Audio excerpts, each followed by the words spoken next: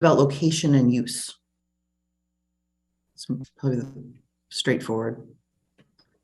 All right, you want to move forward into, oh, good, okay. Again, please just yell out because I'm kind of half looking at the sheet on my desk and half looking at the screen, so, as I'm sure Peter is as well. Yeah, please just call out. This is obviously number 2, sustainability. Yep, so. Right here, the checklist is just added in as well. Okay, so that has been added. I guess that has been added to, in answer to Marcelo's question, that has been added since it went out on Friday, correct. But it was only filling in the spot that you had designated for it. That's correct. Right, because my sheet says add lead checklist at that at that location. So, okay. Okay, electric vehicle charging station. That was certified by the applicant. We're going to have 29, 30.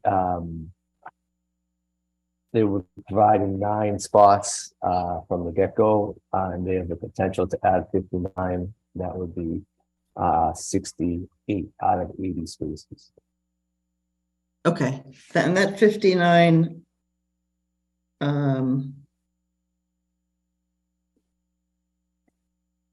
That can be confirmed on sheet C1.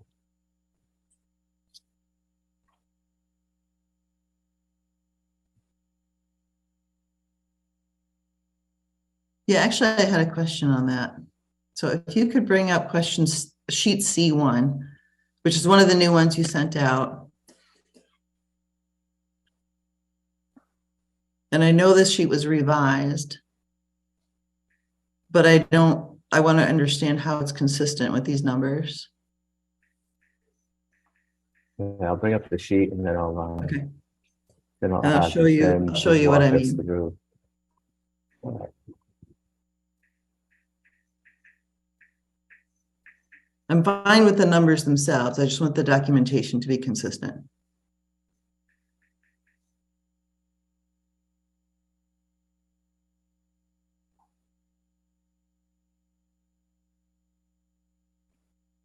Everyone see?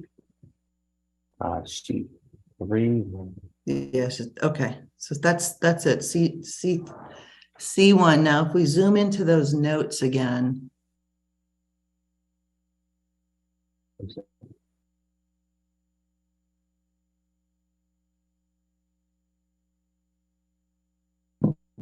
Yeah.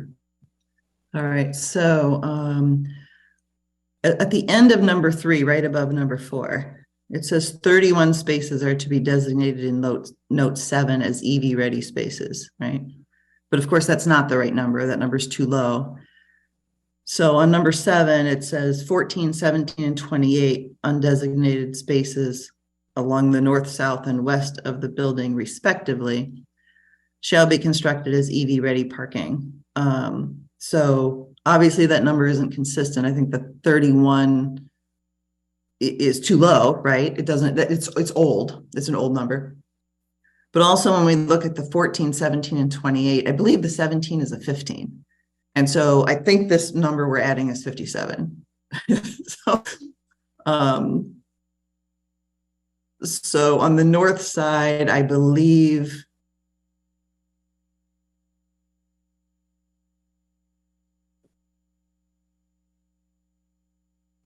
so the numbers called out are 14, 17, and 28. The 28 is right there on the south side. You can see a 13 and a 15, which equals 28. That's the south side of the building. That's on the back of the building. I believe the 14, and if someone knows, they can jump in. Yep. So I believe that 13 plus 15 is the 28 designated on the south side of the building. If you count on the right-hand side of the building, which would be the north side, it says 22 there, but that counts all the spaces. If you count the non-designated spaces, I think there are 14.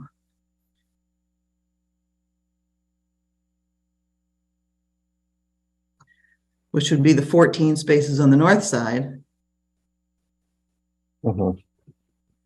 And if we count on the other side where it says 22 spaces, the undesignated spaces, I think there are 15 spaces there. If we don't count the handicap spaces or the already designated EV spaces. I have 15 as well.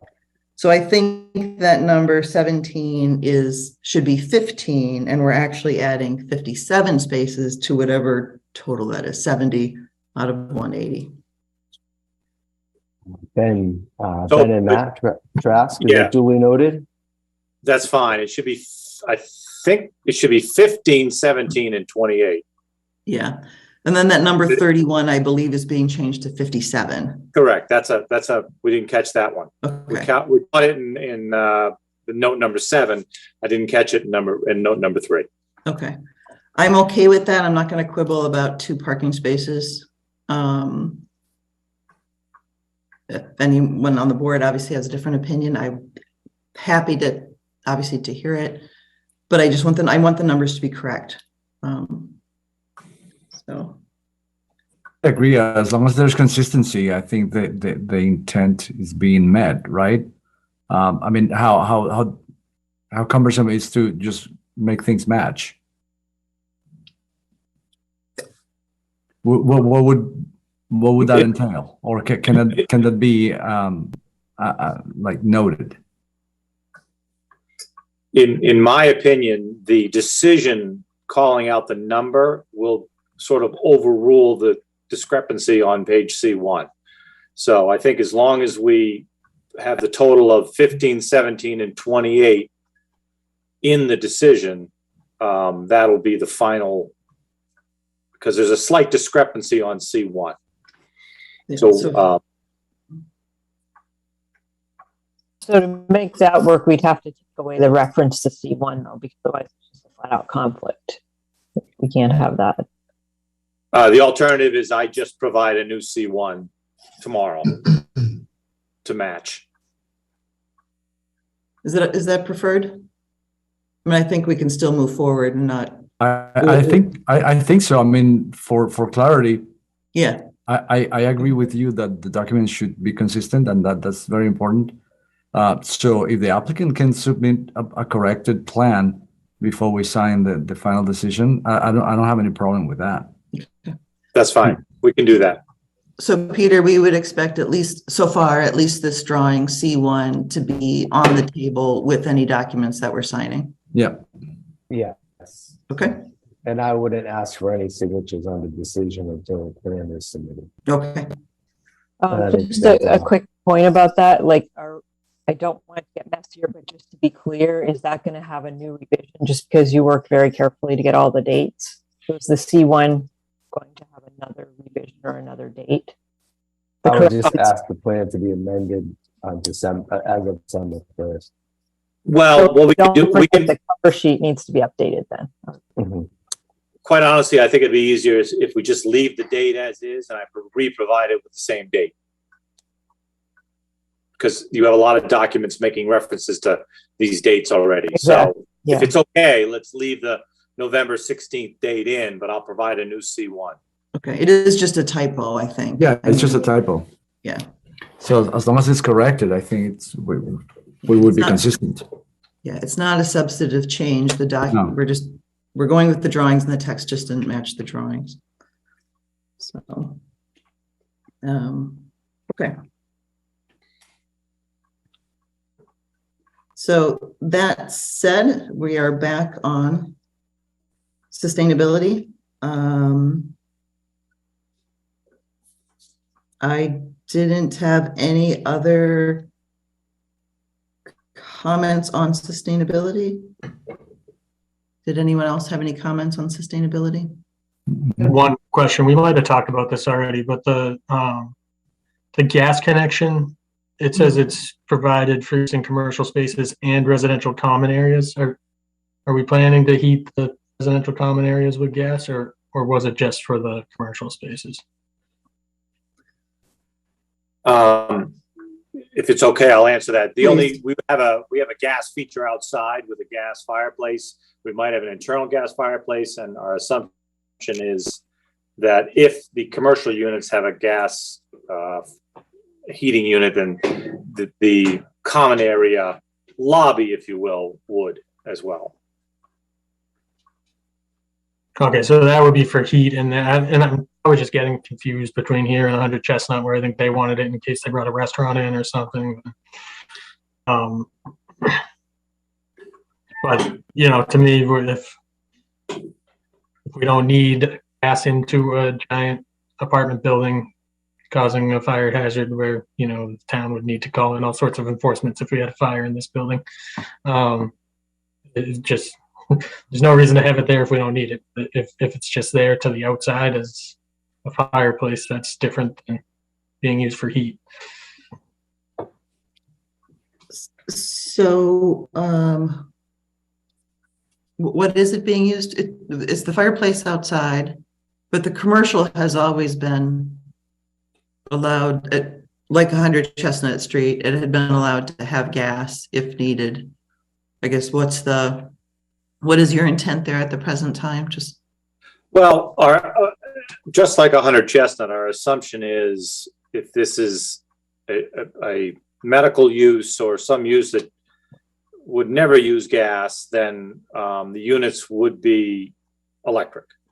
Then the only gas feature, we assumed a outdoor gas fire pit, if you will, for the residents. So there would be gas to the building, whether it's just for that outdoor gas fireplace or potentially for the commercial. We're not quite sure, to be quite honest with you. because we don't know what those commercial spaces are. And I We guess don't know what they're going to be just yet, so. I think that's why we had added in the preference of the board is to use electric heat pumps. But we acknowledge that gas connections at this point in time may still be desired or used for these particular areas of the building. Okay. Yeah, I guess that works for me with the preference of the board. Maybe just add 4 commercial spaces and residential common areas. I imagine there's a fair amount of heat for the 10,000 square feet of residential common indoor space. No, and This is the sustainability section. yeah, and I mean having the gas there in terms of planning of a building of this size, I think that point is fairly negligible for the way that systems operate in proximities and distribution. So I don't think it's that meaningful, to be honest. So, but Kevin, you would have just where it says, where it talks about the preference to use heat pumps for commercial spaces, you would just add in and residential common areas so that we're consistent with both things. Is that right? And you can leave that last sentence that allows it to be piped into the building for the small miscellaneous uses, or should it need it. So is the building going to be to have gas meters separated for these two purposes, I assume? Yes, there might be just 1 meter for the common area, the common spaces and the outdoor fireplace if there's no need for the commercial gas. But there might be potential 3 meters if for some reason we had 2 commercial tenants that needed gas plus the common area. That would be it. Okay.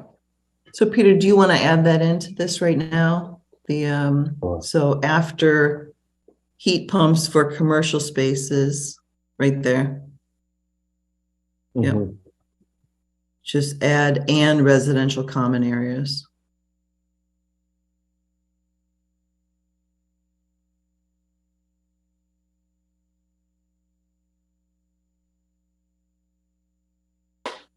Does that work? Kevin, does that Yeah. work? Okay. All right. Anything else on sustainability?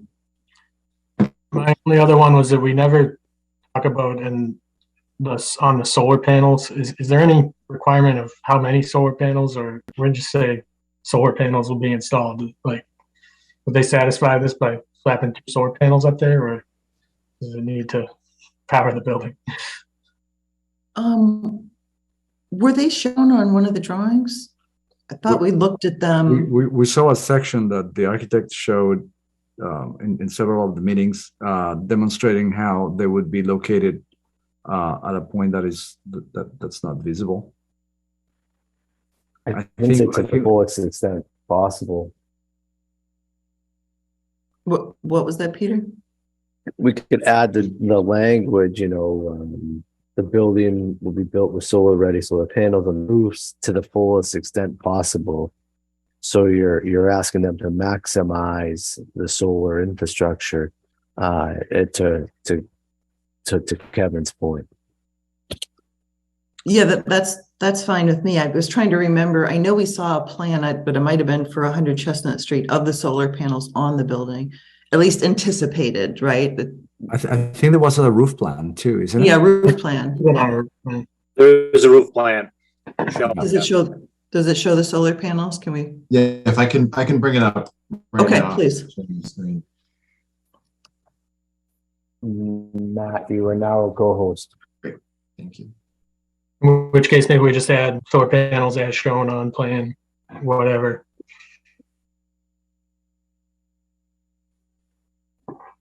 So the shaded area is labeled, I think, future solar location. Correct. Okay. And do we a question for all the members of the board, because the roof plan and the design intent and the perspective renderings that we've seen demonstrate that these devices are not visible from the street and are not impacting the architecture, which is a pet peeve of mine. Is this clear enough, or do we need to specify it on the decision so that in the future there's not an application that starts hanging roofs and hanging panels on the roofs for whatever reason on the sloped portions? Yeah, maybe that note where we're at right now would be the place to include that. Be hidden from view. Yeah, just as shown in this drawing, whatever this drawing is called. If we can specify that on the decision, say that the plans and future plans for solar panels should be approved only in the areas shown in Plan A103.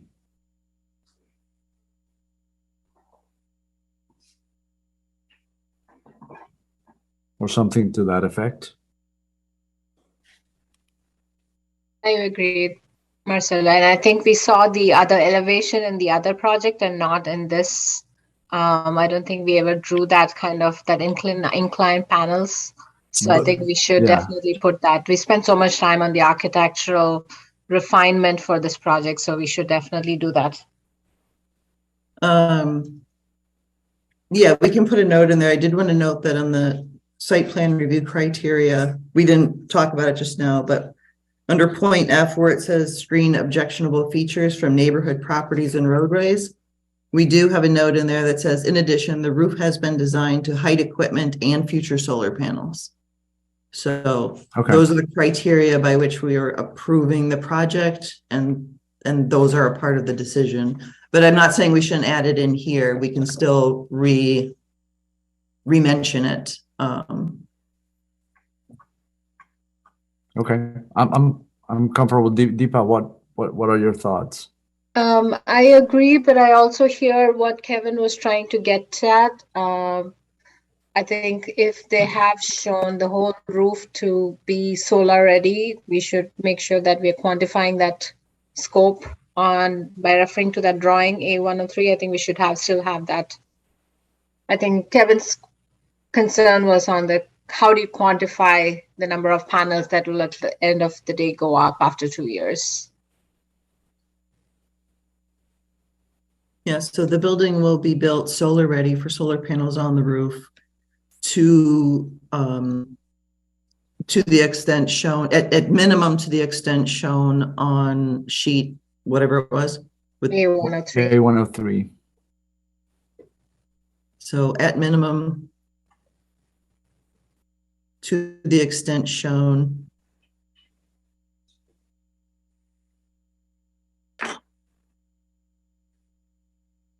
on sheet. I'm sorry, what was it again? A103. A103. Okay. Solar panels shall be screened from view. How did you want to word that? Well, I guess your point is that we already said it, that there was screening. I guess if we could phrase it in a way that the extent of solar panels that we're referring to is approved only in the areas depicted on that drawing, not anywhere else. So that in the future, there's no controversy about it.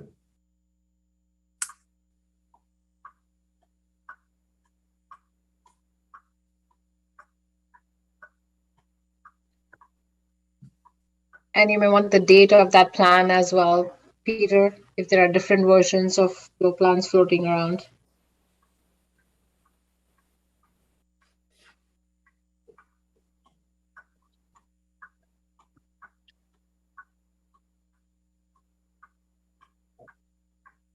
Matt, do you have a date on that plan? It is 10/20/22.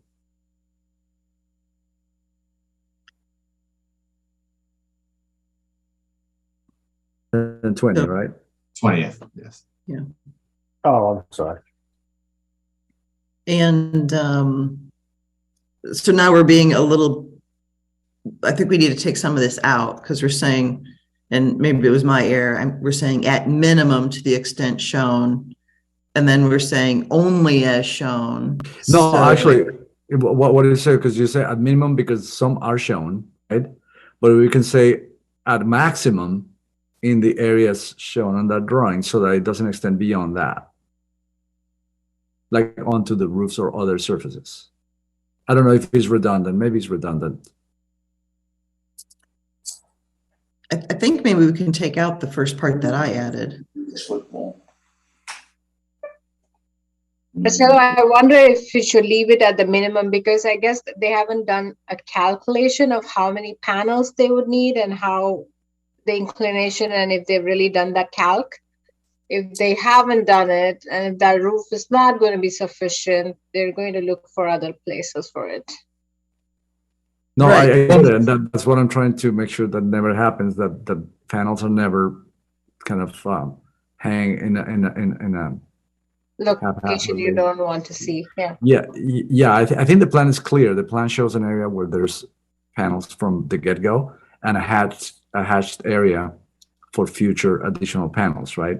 So as long as whatever the wording is says that we expect the panels to be installed as per this drawing from the get-go, which is the at minimum part, I think I understand it that way. But beyond the hatched area in the future, if for whatever reason there's incredible incentives and it ends up being good to go beyond that there's not it is not permitted to go beyond that hatched area because it's shown in that plan very clearly. Does that make sense? I understand what you're saying, Marcelo, and I agree with Tricia. If you remove the first sentence that Tricia put in, we are approving the solar panel and the shaded areas as shown on that sheet. So that sheet only. Right. Okay, I'm fine with that. Does Yeah. that? Yeah, Does I would everyone take out read- that first part. I think the first part suggests that we should put it in other places. At minimum, you have to fill this. I think we want to take that out. We want to say you should fill the area designated, In that drawing. Yes. So maybe the installation of solar panels should be maximized within the space There you go. indicated as shown on sheet A103. Yeah. Okay. So solar panels should be, instead of are approved, should be maximized.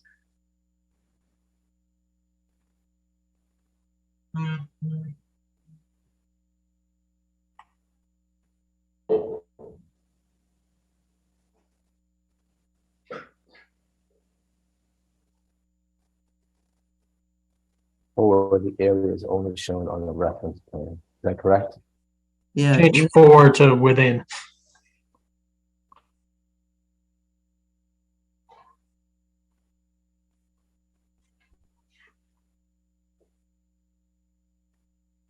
I would add an L to should, and I would, right there. Solar panels should be maximized within the, solar panels should be maximized. Shouldn't they only go with, solar panels should be maximized only within the areas? Maybe I think we just take out only. Solar panels shall be maximized within the area, within the areas shown on the reference plan. There. Or do you need the only in there? Solar panels shall be maximized, but only within the areas shown. Or just a second sentence, no solar panels shall be built outside of this area. Okay. Yep. Do you want a second sentence? Yeah. So after 10, yep, no solar panels will be built outside the designated area.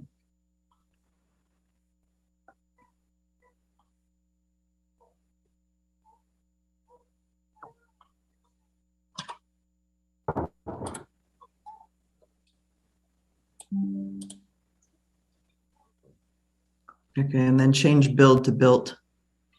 There you go. How's that? Even better. Good? Okay. Beat down to death. Yeah, I agree. Well, all right. Moving on. Anything else on sustainability? Peter, all that I would say is just make sure you have a copy of the plan, but like Kevin said, it's not on the website and I didn't find it on my email track as well. So just make sure you have those right plans that these are referring to. Okay, Matt, can you please send those to me as soon as possible, just so I can confirm? Yeah, they were the ones I sent to you on Tuesday. Okay, thank you. That's it. Why can't you? Okay, so going into special permit criteria. So these are, again, the criteria in the bylaws. We have gone through them, obviously, in discussion before. I would note item B, which refers, talks about the WUNRF, talks about the MWRTA stop, talks about in the second paragraph the safety between this site and the golf cart, the mini golf site. So all of that kind of looking out at traffic flow and safety, parking and loading.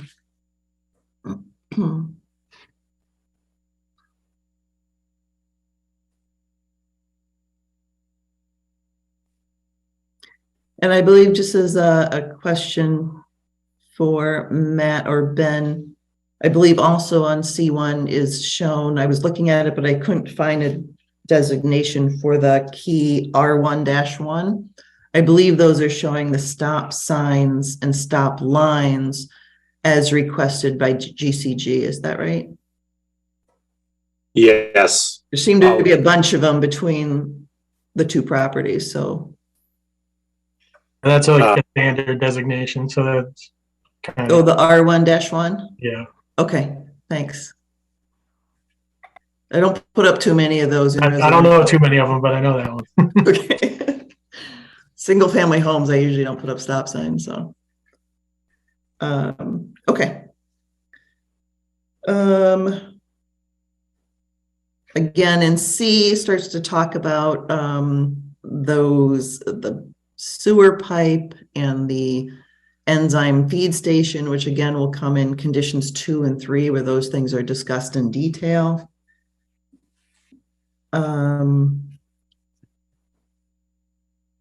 In 4, we talk, among other things, about preserving and protecting the existing berm with the tall trees that are there, as well as adding additional screening.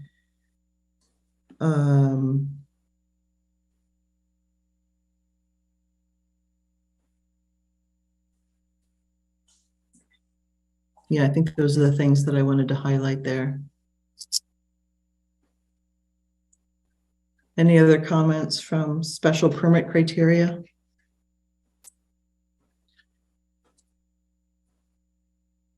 That section on the fiscal impact, I'm not sure we're ready to, I don't think we had enough time to vet the numbers. I did get some back and forth with Peter because when the original economic impact goal for the town had outdated information, and I got an email back and forth with Peter that this was, I think some of this was based on a simpler version that him and Emma were working on, but well, I'm not entitled to vote on this, so I'm not signing it, but I would not feel comfortable without some more vetting of the numbers if they're being put here. I understand what you're saying. I'm wondering if we can put something in the language, because I think these numbers, yeah, I mean, we have the tool. We're just starting to understand and use the tool. So if we can put something in the language that expresses that ambiguity, then I think that for me would accurately describe where we are with it. Does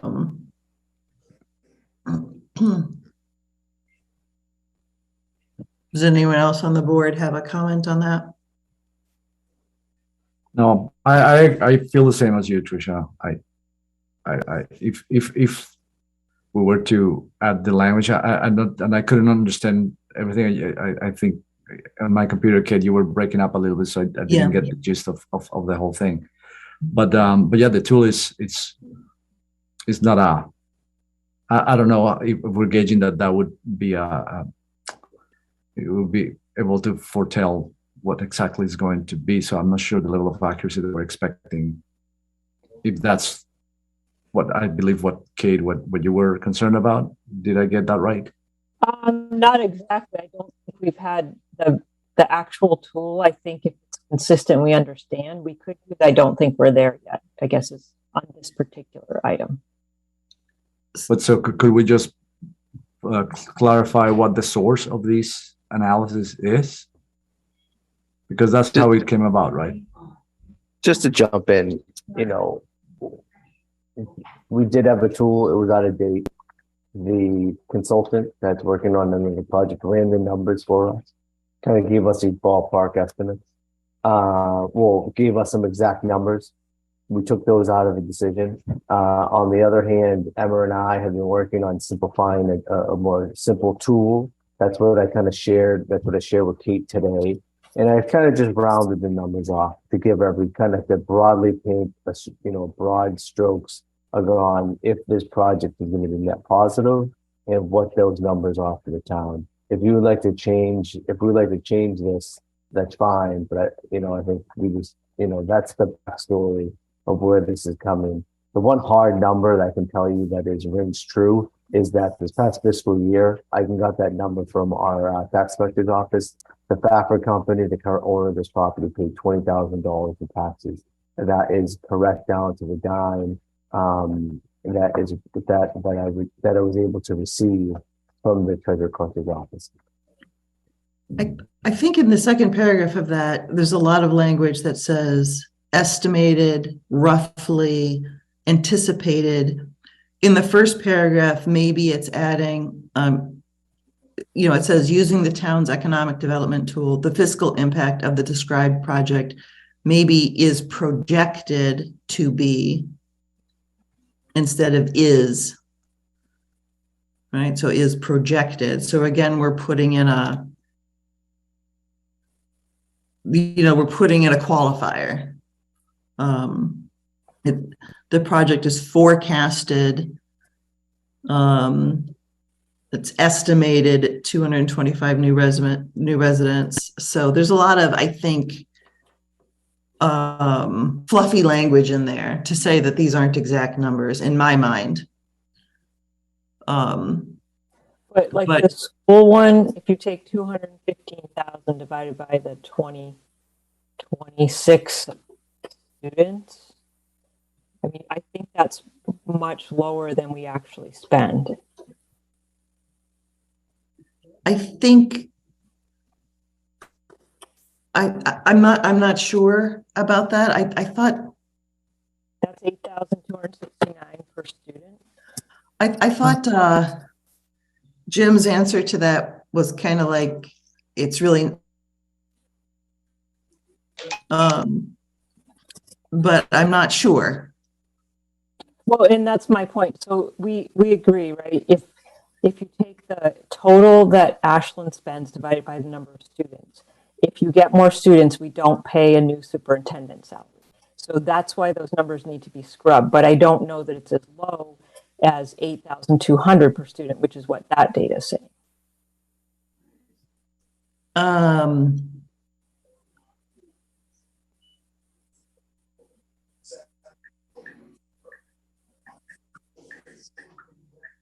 So let me take it out. I'm not sure. I mean, to me, it's not, it's kind of using the tool that we have. So these numbers came from, about this cost of schools came from where, Peter?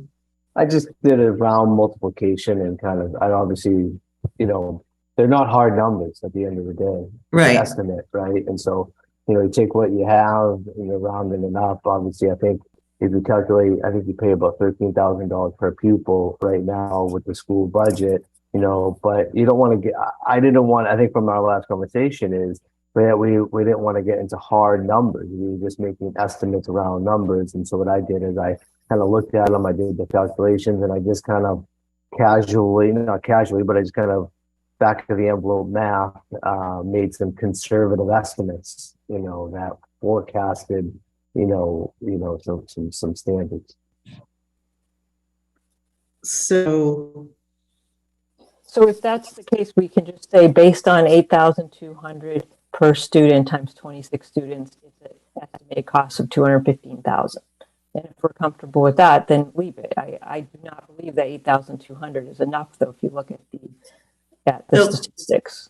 So, Peter, you had said 13,000 per student, right?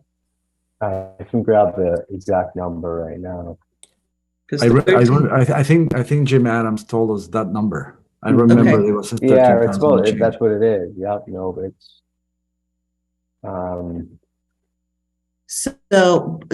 but in that, and I don't know what other numbers go into that. 20 kids at 13,000 is 260,000, right? So there is a point to be made there. You want me to change this from 215 to 260 to 250, 270, you know? Well, 26 kids. So yeah, so if we're going,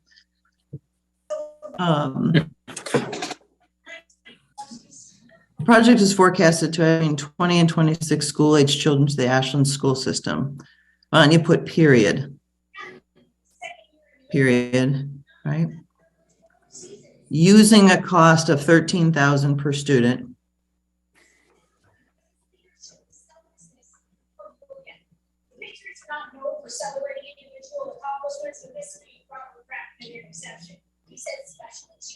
Does someone out there have, maybe it's not muted and we're hearing background?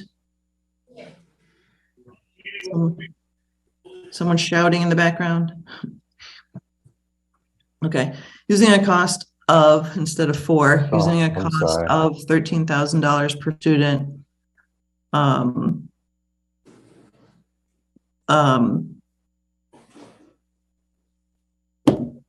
There would be an estimated total cost of 260.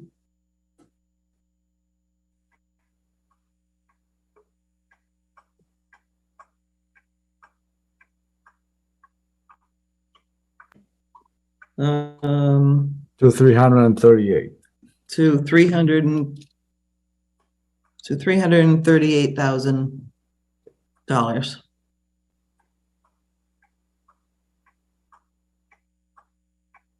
And you can take that last part out.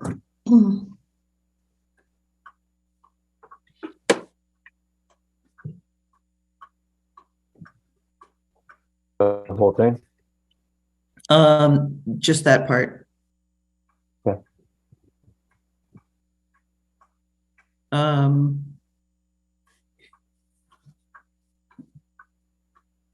And so that net is probably down. You know, it could be, you know, I don't know, it could be down $50,000 or something like that. I'm not sure. I'm not.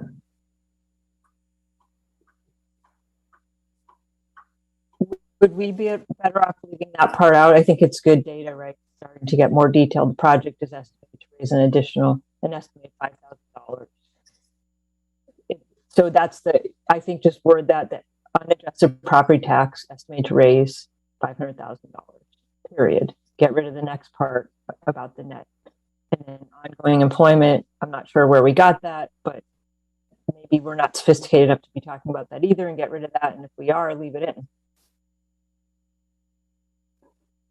Well, I assume if there's some employees having to do with the building, then there's some obviously employees that would be working at the various places. We don't know. It's anticipated. It's a guess, right? We could guess one. Well, that would be. And, I think I feel like we're in the language we're saying that it's an estimate. I mean, yeah, I think so too. Kind of splitting hairs here on whether the estimate is good by 1 or by 3. I mean, there will be some employment as far as a commercial and enterprise is concerned, right? I don't know if it's estimated on a per square foot basis or what have you, or per establishment. Yeah, I think at this point I think there's no way we can come up with an exact number for anything, high or low, right? You're always taking it's always going to be an educated guess. So, once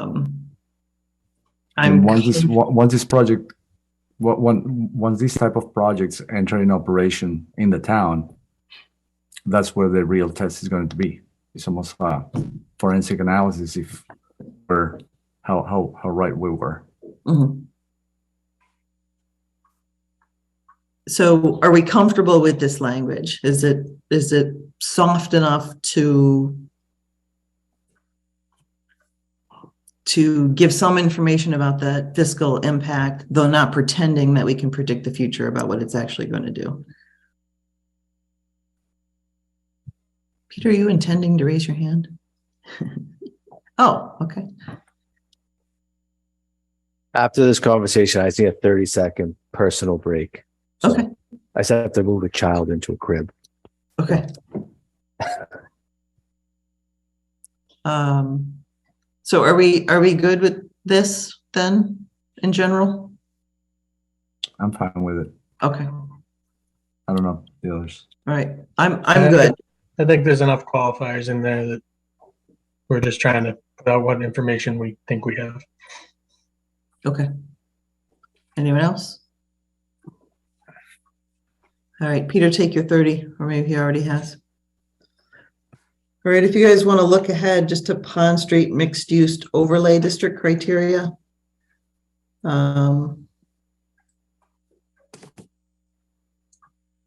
If you have it open, it really, by this point, this is our third kind of round of criteria, and really it gets kind of repetitive.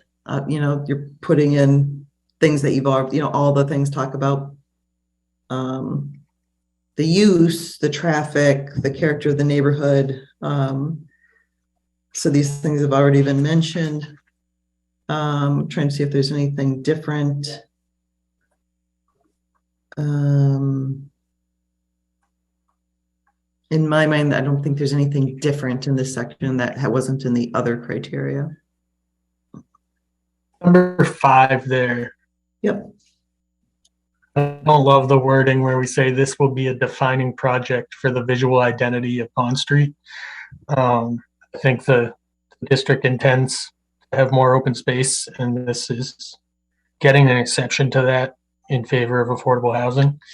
I think ideally the visual identity of Pond Street would be not maximizing the lots and set a little further back from the road. I agree that we could just take that line out completely, because I don't think we've ever talked about that. Yeah, that's the only place I saw it. Yeah, no, and I don't. I'm sorry, I'm back. Thank you, everybody. Okay, Peter, we are on the next set of criteria. We're on number 5. Yeah.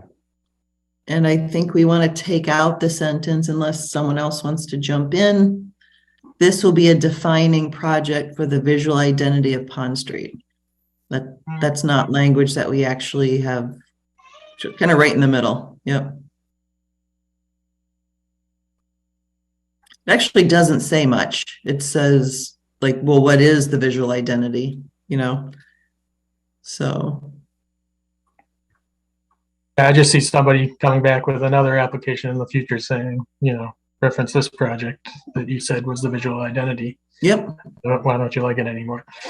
Great. Yeah, no, I agree. Great point. Fine, Yeah. Kevin. Out. Okay.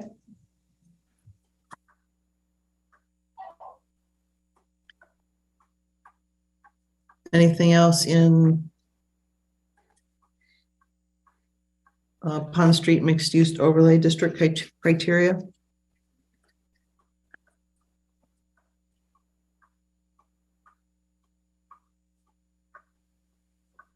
If not, we'll go on to the waivers, which I think are more straightforward. At least Does we. number 8 have a typo? Just Oh, sorry. Number 8, Pond Street mixed use overlay district. I think that's just a typo. Pond Street. Oh, yeah. Yeah, it should be Pond Street MU instead of UM. And you have to get rid of that first U there.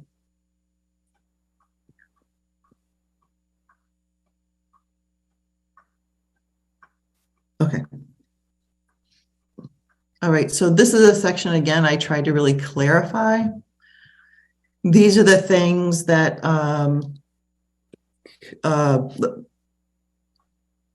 yeah, the waivers that we're dealing with. I believe there's 5. The first 4 have to do with special permit, and the last one is site plan review.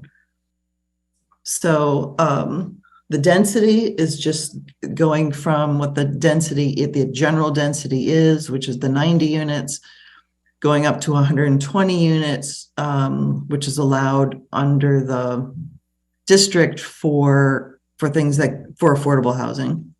So getting us to the 25% affordable.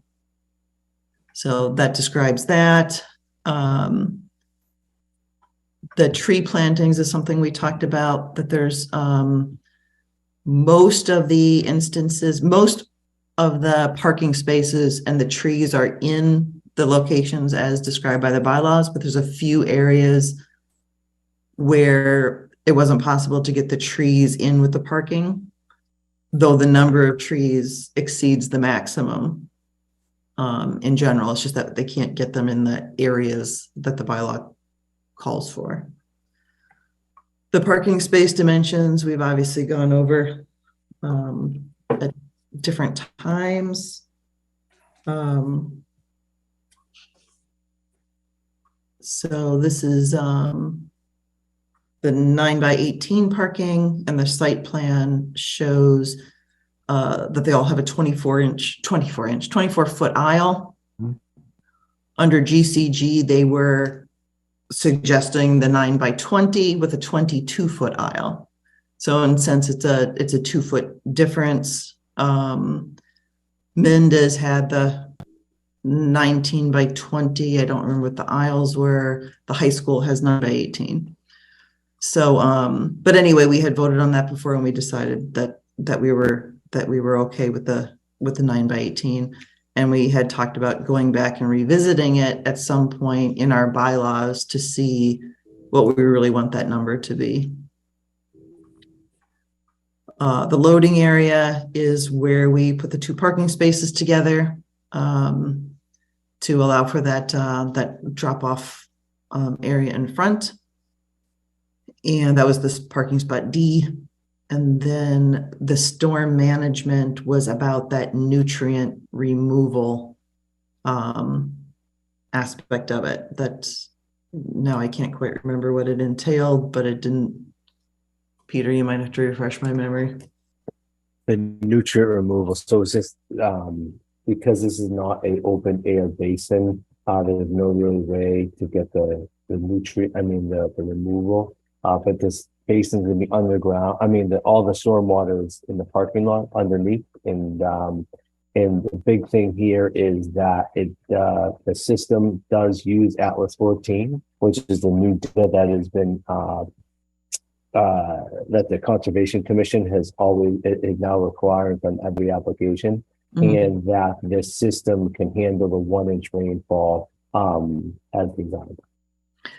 So basically, this is using the standards requested or by the Ashland Conservation Commission, and the bylaw, I'm not sure, but the bylaw may not be up to date with that.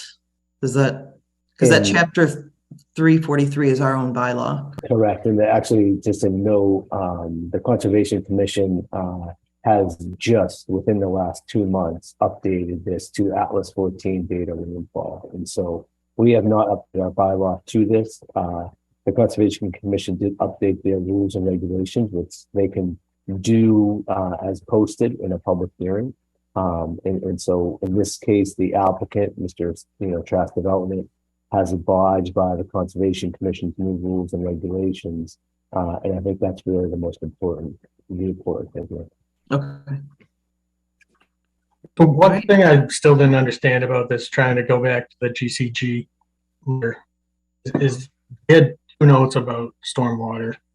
And one was that stormwater management requires no increase of stormwater runoff volume for the post-development in comparison with pre-development conditions. It was my understanding that that's what they need a waiver from us for. And this other suspended solids thing is a Concom issue. But I could be reading this wrong. I'm still confused who's writing in what color on this GCG thing. If I could. Please. Basically what it's saying is you, in your bylaw, you have total suspended solids removal, which mirrors what the conservation stormwater permit says. But in addition, the zoning bylaw has a reference to nitrogen and phosphorus removal as a goal, with the presumption that if the system is designed using best management practices, the goal of the system is being achieved. Now, because we have a completely 100% underground system, we have no opportunities to remove nitrogen or phosphorus because they have to be in an open pit, open detention basin. So the best management practices, as GCG pointed out, would be to increase the size of the system to 100% handle the 1-inch rainfall. And then we actually increased it, I think, for the 5-year, the 10-year, and the 25-year storm as well. So that's kind of that last comment from GCG was because the system size increased, that sort of represents the trade-off, because we don't have the ability to remove nitrogen or phosphorus because we're an underground system. But it probably isn't even a waiver in our thoughts reading the language, but it's a little ambiguous in the zoning code. So we felt like as long as it was addressed through the commission, the Conservation Commission, and through GCG, that we'd be comfortable sort of across the board on that. And the Conservation Commission has approved the stormwater management system, correct, Peter? Correct. Yeah, that's correct. Yeah. Okay, and so how does that relate to this post-development versus pre-development runoff? You're containing everything within the site, or is there runoff? I remember there being a culvert that like outfalls to Hudson more kind of. What we've had to do, the commission asked us to reduce to essentially, and I might have this slightly off, is there's always you're basically you're decreasing the runoff in the 1 year, the 5-year, the 10-year, the 25-year, the 50-year, and I believe even the 100-year storm, we're decreasing. There will be runoff. There's runoff now, but you're decreasing the what's going there now, essentially, in all of those storm cases.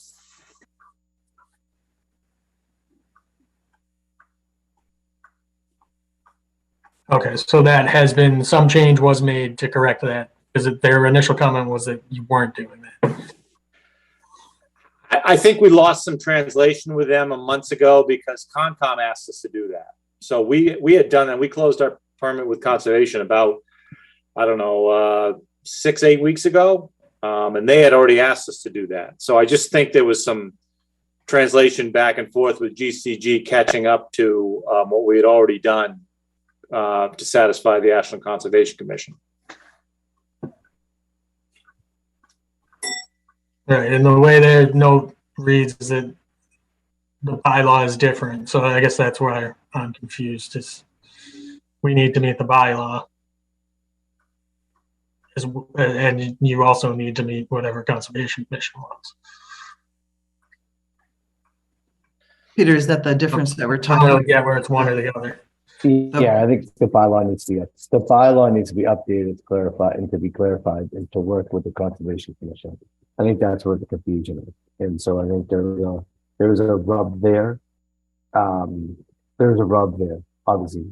But the bottom line is, speaking with Mike Carter, GCG, speaking with Ben, is that the system has been designed appropriately that satisfies the stormwater management of the site, most importantly through COMCOM with NOAA 14 rainfall data, which is current data. And the other data, which would be the state data, is really data from the 1960s and 1970s. And so that's the difference between what some projects use and then obviously NOAA Atlas 14 rainfall data. So it's good just to note we are using the most up-to-date rainfall data to design the system.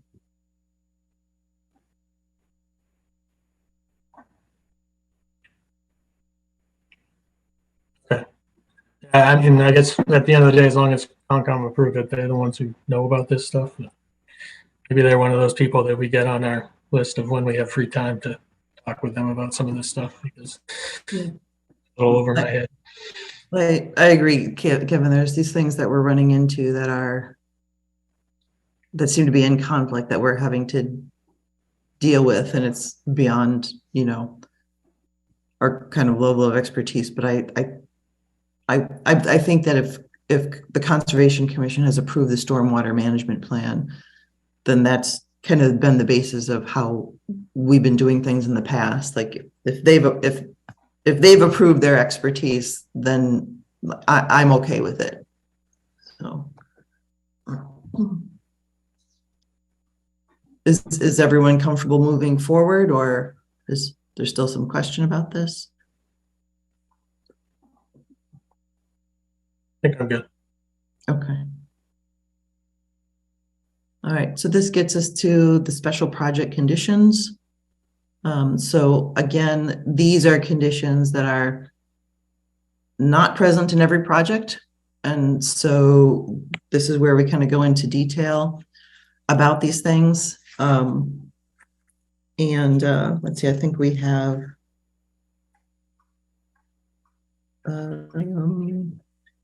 13 special conditions, but some of them are fairly simple. The first one obviously is about the affordable units. I think we went through this language a meeting or two ago to make sure that it talked about the how it related to the Department of Community Development and their definition that they go to perpetuity, some of the details there. I'm thinking.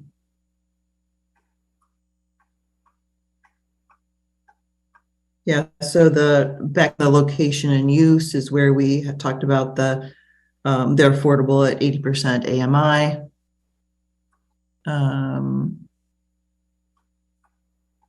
And we don't have that here, which is something we could add in. I know Kate had done some, I think, work on this section, so we could put 25% of the shall be affordable at 80% AMI, just to make sure it's clear in this section. Might be a good thing to add in.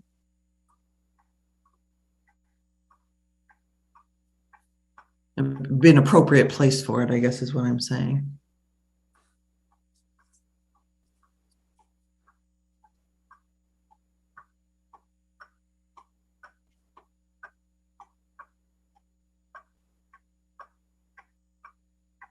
Could say or lower, just in case, crossing our fingers and somebody gets a grant and makes it available to less than. All right, we can do that.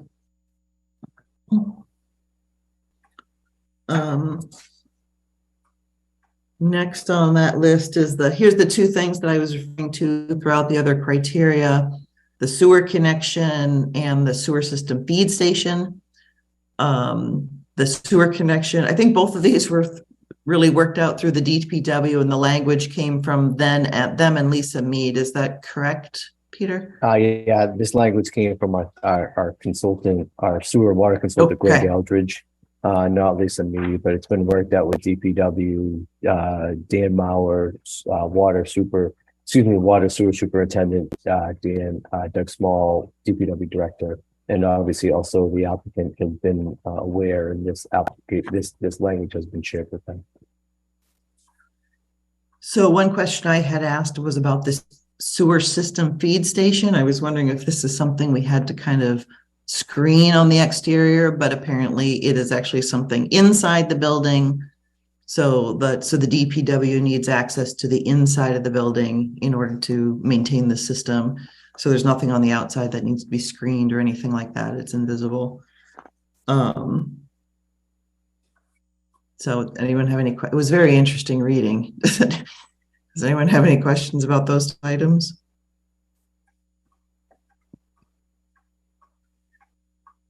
If not, we can go on.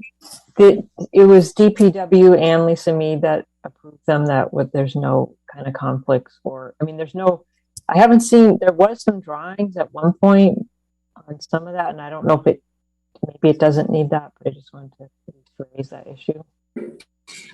Peter, I'm not sure, and I'm not sure I was correct in adding Lisa Mead in there. Was she a part of the language, or? No, this was done by Greg Eldridge. Oh, Greg Eldridge, okay. Yeah, Greg Eldridge is our water sewer consultant. He's worked with the town for 25 years. Okay. He has been out, he's met with Trask. They were at the beginning stage of this project. They were doing sewer and water flow tests. And so he's been part of this conversation for a long time. So does it say that the applicant's installing that, or we're installing for the applicant because this project needs? I'm a little confused now that I see that again, that sewer system feed station. So I think that they're going to work with us to make that connection. So what it is, it's just the outlet into the sewer, so we can put enzymes into the sewer and let them work their way down. Because this is the end of the line, this is an ideal space, indoor spot for us to have access to that. And so I think, so I think what we're saying is, Ashland will maintain, but the applicant's going to give us some space in the building to create this outlet into the system. I think, is that the feed system or the sewer connection? The feed system. I believe Kate was talking about the sewer connection. Oh, I'm sorry. Oh no, the sewer system feed station, it talks a lot about what it is. So it's the town is doing it and they're giving us real estate to do it on their property. That's correct. Okay. Mm-hmm.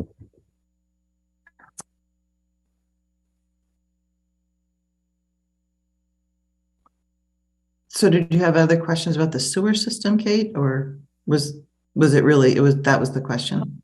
Well, the other went back, there were drawings at one point. If they don't make the part of it because we think the language is adequate, I'm fine. But I know there were some drawings at one point about that.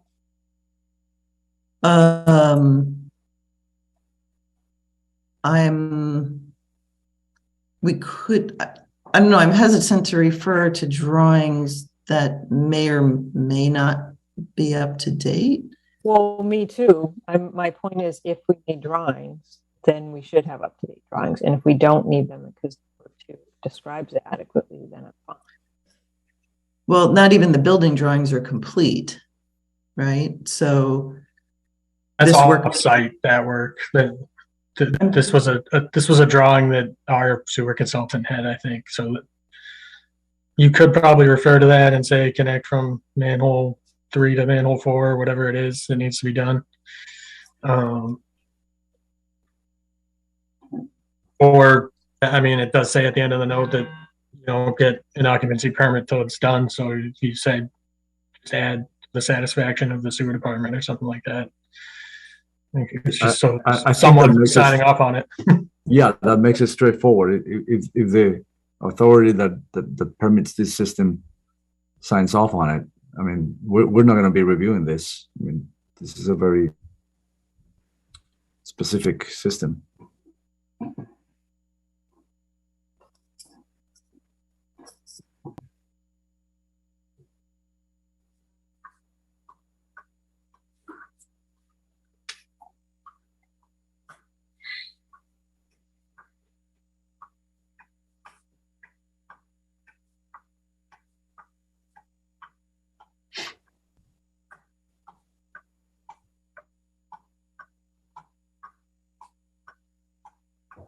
So I think just maybe change and shall meet the satisfaction or meet or be at the satisfaction. I don't know quite what the meet the Discretion, maybe? what's that? Should be that discretion of Ashland Water and Sewer Department versus satisfaction. I think it should be what acceptance, right? Once the authority accepts Okay. or signs off on Shall be approved. Just keep it Yeah. shall be Yeah. approved or shall be accepted. You don't have- yes, as soon as it's accepted by the authorities and sign, I mean, the system is properly installed. So Peter, I think you're changing the satisfactory to satisfaction. And shall meet the satisfaction and acceptance. Or meet, Can we just say and shall be accepted? let's do that. Water And and shall sewer be department. accepted.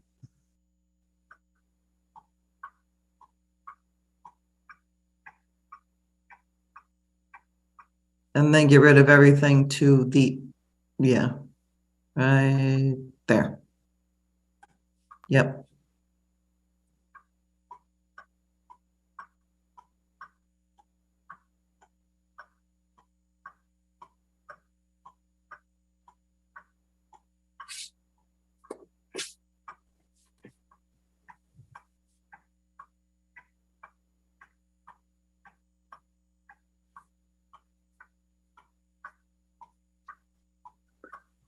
All right. I think the next condition is the water main. This is actually just a check. The DPW wants to confirm the existence and location of a water main, so they want to be able to do that while the construction is going on. Isn't that right, Peter? They're just checking to make sure, verifying that something is there. Yep, that's his verification. So, water pressure, this is probably true for every project, but any upgrades are at the applicant's expense. The next one is the tree and berm protection. It's just to protect the existing berms and trees during construction and to maintain them afterwards. Yeah, That was- does it say anything about maintaining afterwards? Well, it says protect and maintain, and in various criteria, we talked about it as well. I think we need something about replacing if they're damaged too. I mean, they're installing a sewer line underneath these trees. I think that's a good point. I think as long as we can put there that any impacted or damaged tree shall be replaced in kind. Right, and we're also, paving a parking lot right next to them. I know they're in a raised berm, so hopefully the parking lot won't be cutting off the root ball from water and affecting them in the long term, but it maybe even should be a couple of year monitoring period. I know those trees were like the most important thing we heard from the neighbors.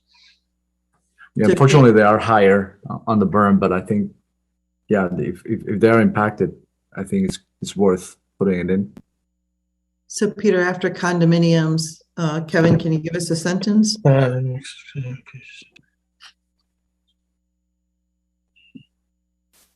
guess any trees damaged during construction will be replaced in kind the same height of existing.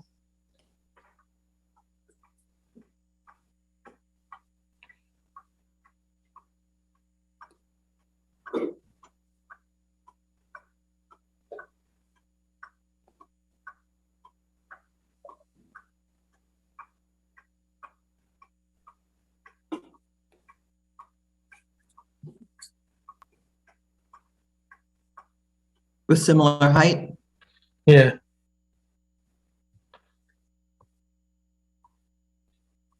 And I don't know what we can do after the fact, but you know, their one snow storage area is like jammed up underneath these trees. So I don't know if we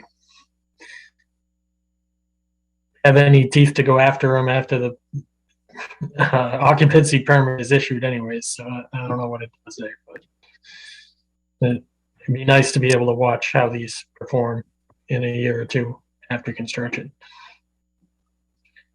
And I just don't know what means the town has to actually do that. Maybe that's a Peter question. There should be a monitoring period for 2 years.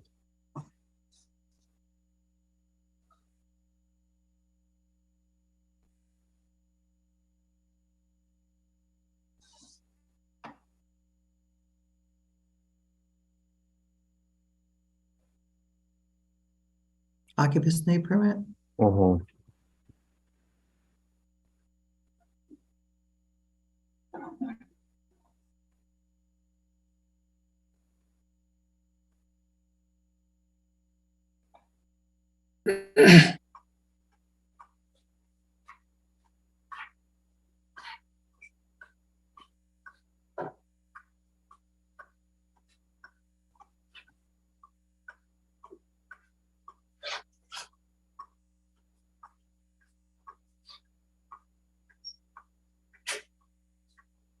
How about that?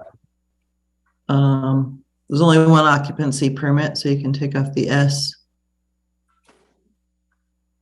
Yeah.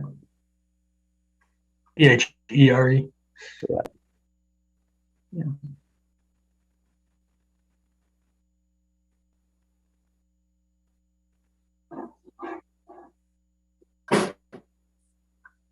Okay.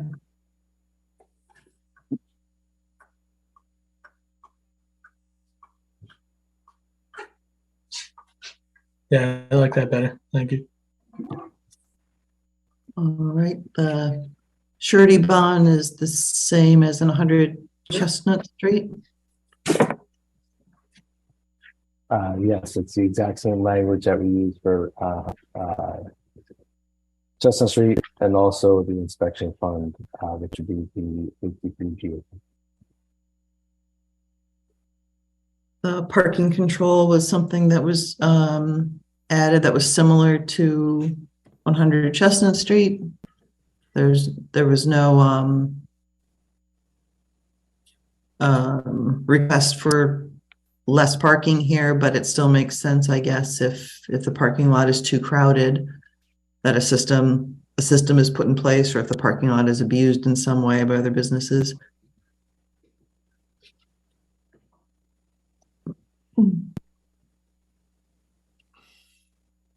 Number 10 again talks about the energy system being used.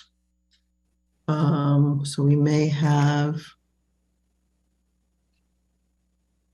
we just may need to update that, again, after commercial spaces.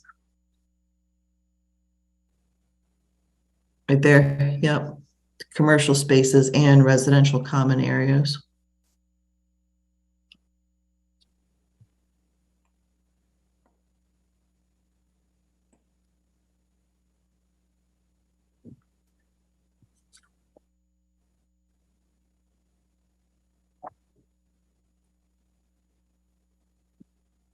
So,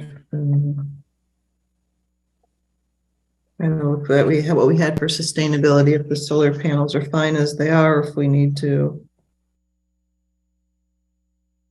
We already touched that before, isn't it? It was that paragraph before was in sustainability. If we want to copy and paste the sustainability one to here, they'll be the same. Can we refer to the paragraph so we don't have to repeat it, or is it better to repeat it?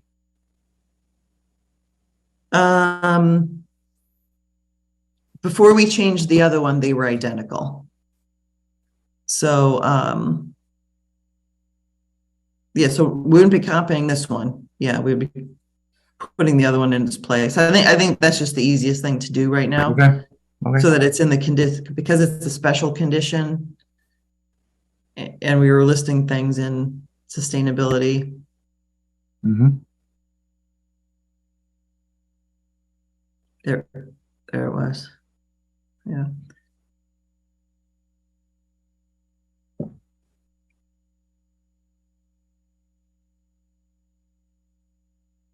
Keep going by. No, I think you need to go up. It's right after building and use or location and use. Okay, so now go down. There's sustainability. Slow, slow, slow. Keep going. Right there at F.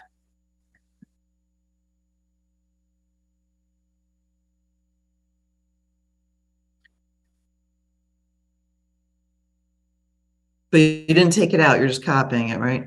Mm-hmm. Okay.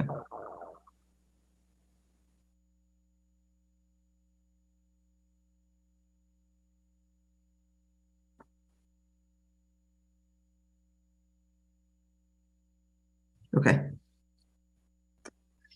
All right. And then 12 and 13 are pretty self-explanatory, I guess. Just sorry for going back to that solar panel. So we are still keeping the timeline, right? Yes, the last line Okay, shall we install just- solar okay, we panels. just realized. Yep, Got it. that's still in there. Yep. Sorry, thank you. Nope, no problem. Yes, and the other two are pretty obviously just self-explanatory. They need to provide those two things and abide by them. The other parts of the, well, first of all, does anyone have any other questions about the special conditions? There were a Thing about the WUNRF and its use as public space, like it defines who somebody from the town would call if they wanted to go there and, you know, have a food truck or something. Or is that kind of spelled out elsewhere? I think there's, I mean, if we want it in there, I think there's, because it is a special aspect of the project. I think, I'm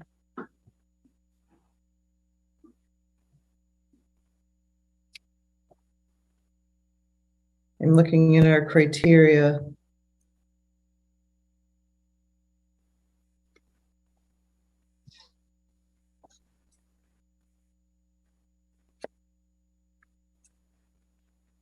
We probably don't spell it out to any great.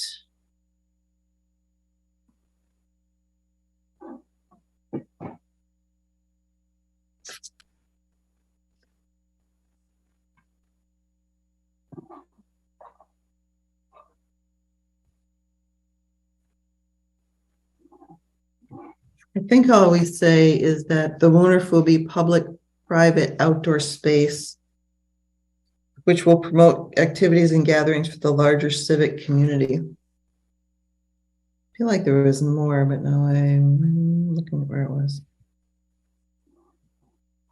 Oh, here.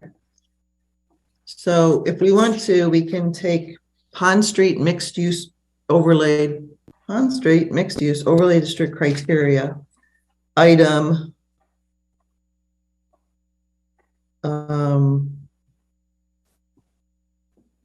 item 2.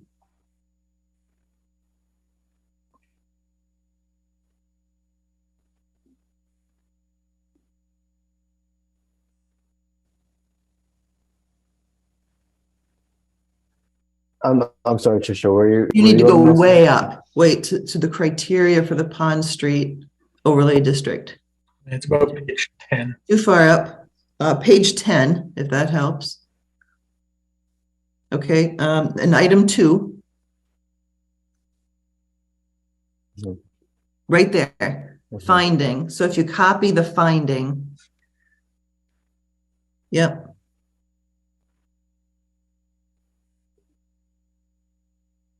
And if we want to add that in as a condition, that says the Wooners will be created as a public-private open space and thus will be open for the public and for casual gatherings or organized events. Building management will moderate the use of the space for proposed events. Future events may include food trucks parking in the Wooners.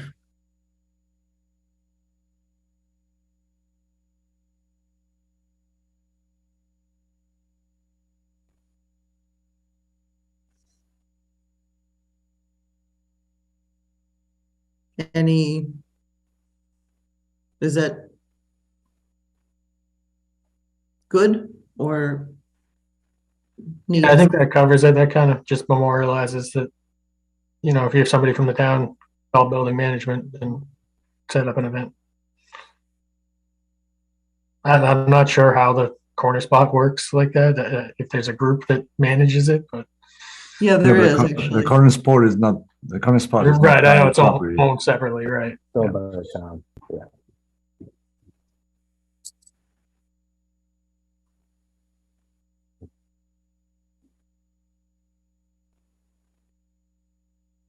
All right, I think that's a good call because that is a very special feature of this project.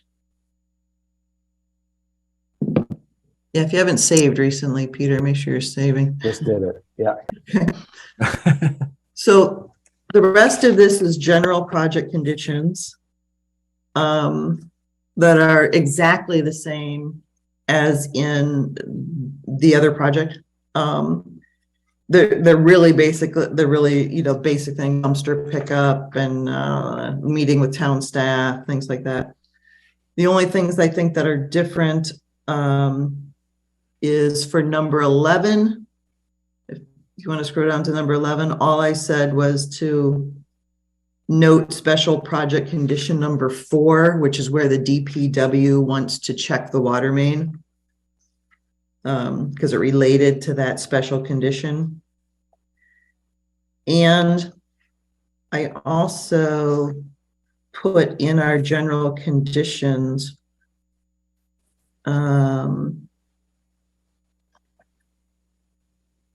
it's in this number 4 under the first topic, building and site design. I added in this, instead of having it in a special project condition, I had it in about how the dumpster and rubbish area should be fully enclosed.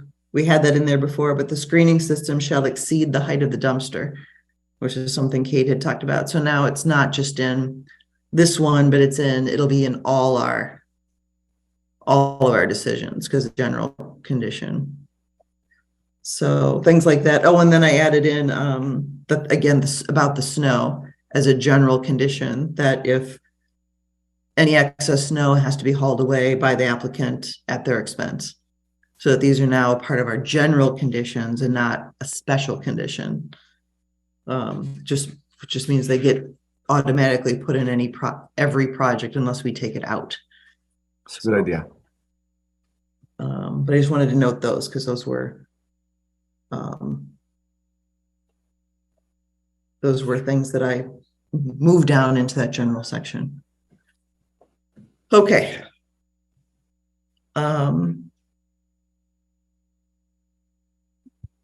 Those were the things, like I said, I had received everything that I had asked for. I believe everyone else, if there was any other documentation we were waiting for, I hadn't heard about it.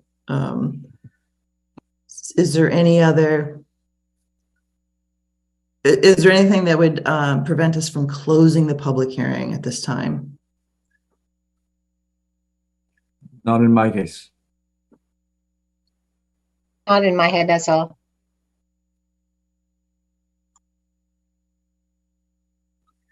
Peter, I at this point, we have just to make sure everything's, we have had public comment, obviously multiple times.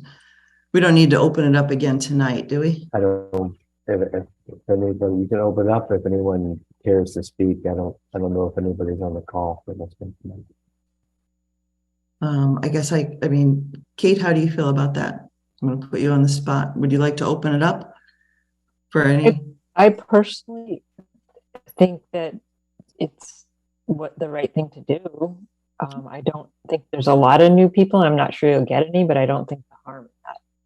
I would support that 100%. All right, then at this time, I will open it up for public comment. Please raise your hand if you would like to comment on this project.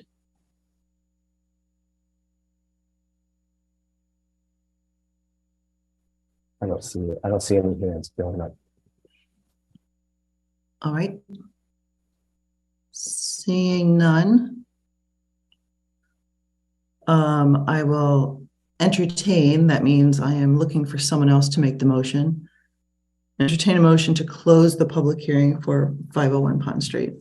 I'll make a motion, Tricia, to close the meeting for 501 Pond Street at this time. All right, close the public hearing. And is there a second? Second. And a roll call vote? Deepa Venkatai. Marcelo Rona, aye. Catherine Jersey guy. Okay, night. And Tricia Kendall, aye.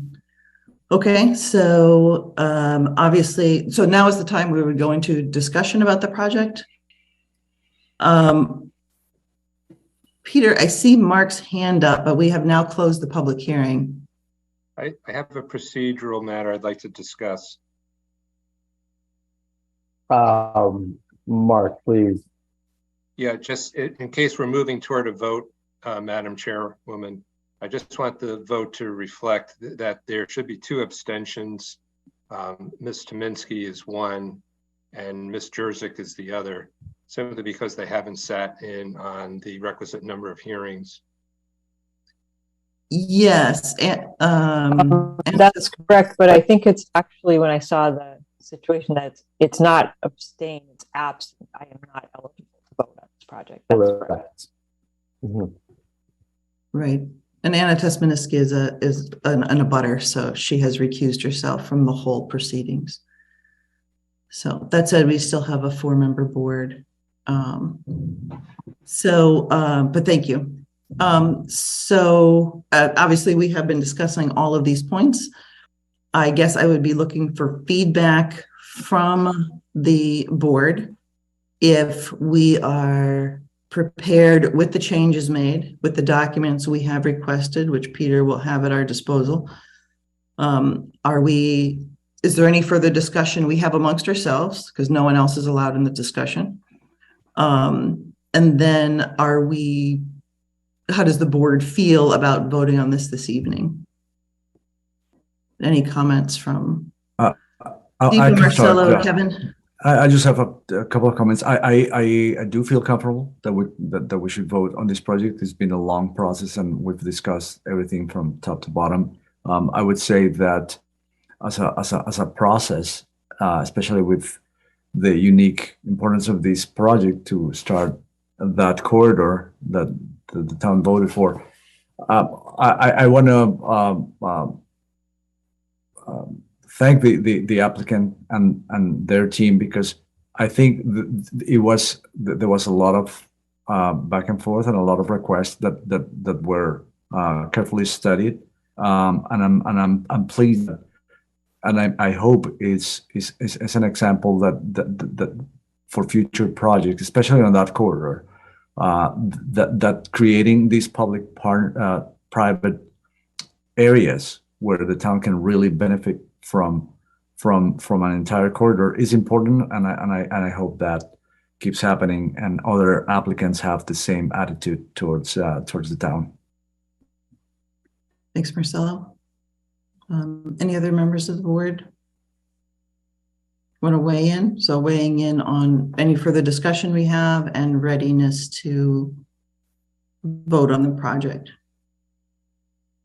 I did see we got the last design review response or something later today. So I was just trying to, I blew through it real quick because I think it came through today. But It did. if I can have 5 more minutes to read it, Okay. I'd be ready to vote. I don't know.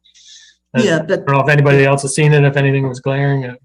But this is a document I've gone through a couple times, but please keep looking at it. And that I thought the points had been explored in our discussion, and we went through them, I think, in some of the meetings, or I brought up points. But because we have started the tradition, I believe, with 100 Chestnut Street about having the applicant answer directly to the meeting minutes of the design review committee, I ask that they put those thoughts in writing so that that becomes just part of what we do, part of our process. And that's why that was done.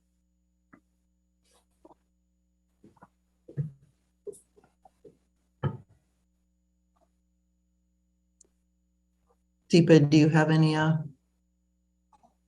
further thoughts?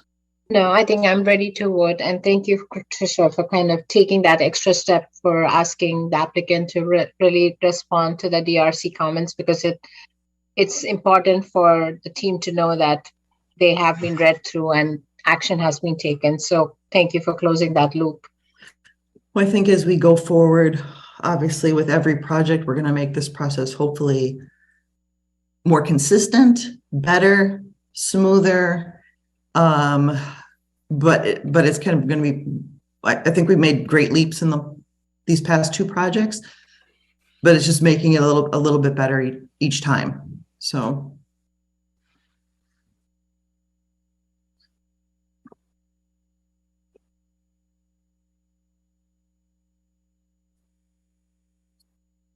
So what is the next step, Tricia or Peter? I'm stalling a little bit while Kevin has a chance to read. Oh, that's right. Yeah, just skimming it on the other screen. hey, we could take a 2-minute break, or whatever, to not put pressure on Kevin. It looks to me like everything was closed out. I mean, remembering most of these as I skimmed through, we discussed them ourselves.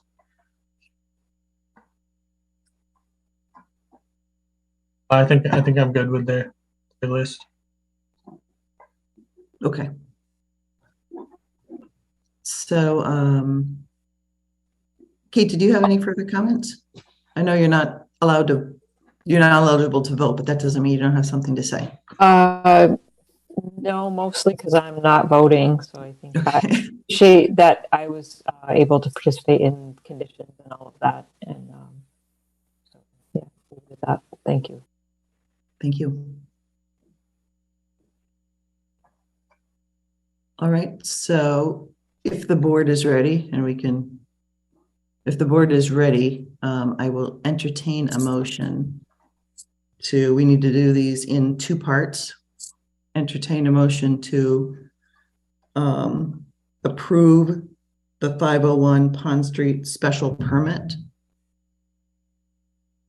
And then I'll make a motion to approve the 501 Pond Street special. Is there a second? Second that. And a roll call vote? Deepa Venkatai. Marcelo Hona, aye. Plain aye. And Trisha Kendall, aye. So that is a vote of 4-0-0, which passes. And then I will entertain a motion to approve the 501 Pond Street site plan review.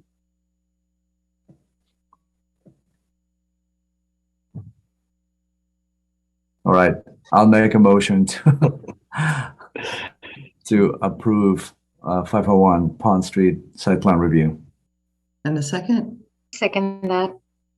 And a roll call vote? Deepa Venkatai. Marcelo Hona, aye. McLean aye. And Trisha Kendall, aye. So that passes 4-0-0. So Peter, I would ask you to, when the decision is ready to be signed, you not only have the set, the updated set available for review, or available for anyone who wants to see it, as well as these, as well as a highlighted version of these documents that maybe show the changes that we went through in this meeting. Is that possible? Sure, we can do that. Okay. I saved all the track changes, and so I'll kind of work on that. And obviously, we have some time to file the decision, and hopefully, I know the TRAS team will be. I'll work with them to get the documents and go from there.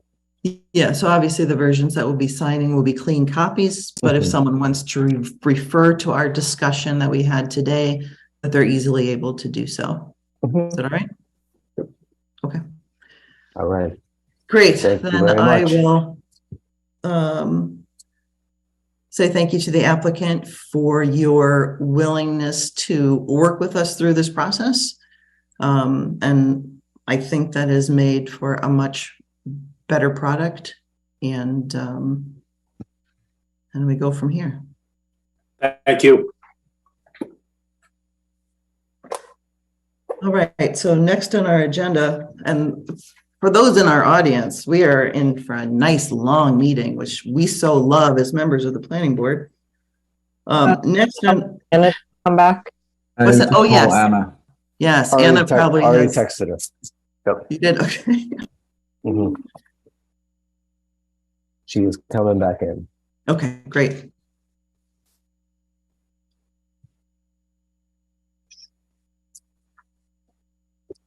So next on our agenda is the 399 Union Street site plan review. This is continued from October 27th, but I think we've only talked about this project one time. This is the Starbucks project.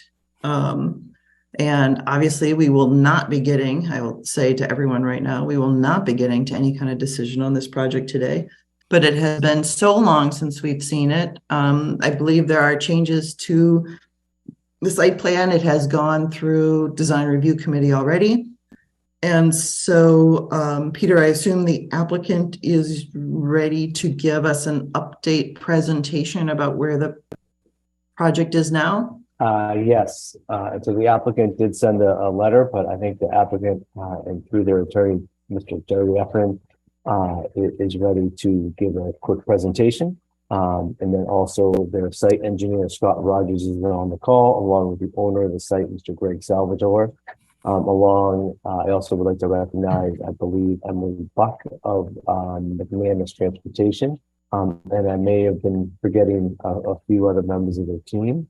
But I think Mr. Jerry Efren would like to give the planning board an update on where things have come since the first meeting. And so I think that would be the appropriate step.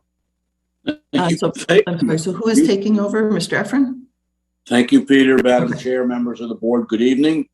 With me tonight is Greg Salvatore, the product owner, Scott Rogers, J.K. Holm, our design engineer, Gary McNaughton of McMahon Associates, our traffic engineer, Keith Betancourt of BKA Associates, our architect.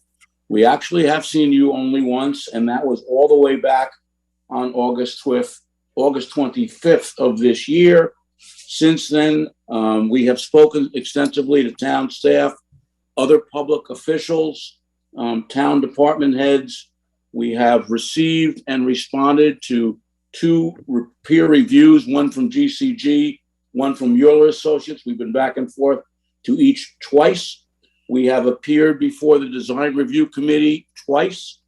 At their last occasion, they closed the hearing. They had made some significant suggestions in their process, all of which were incorporated and are reflected in the site plan currently before you. In addition, we filed with the Conservation Commission. I'm informed that we have completed that work and are awaiting an order of conditions. As you may recall, when we appeared before you the first time, we had just received orally our special permit from the Zoning Board of Appeals. Since that time, we have received the special permit. It was duly filed with the town clerk. The statutory appeal period passed. No one filed an appeal.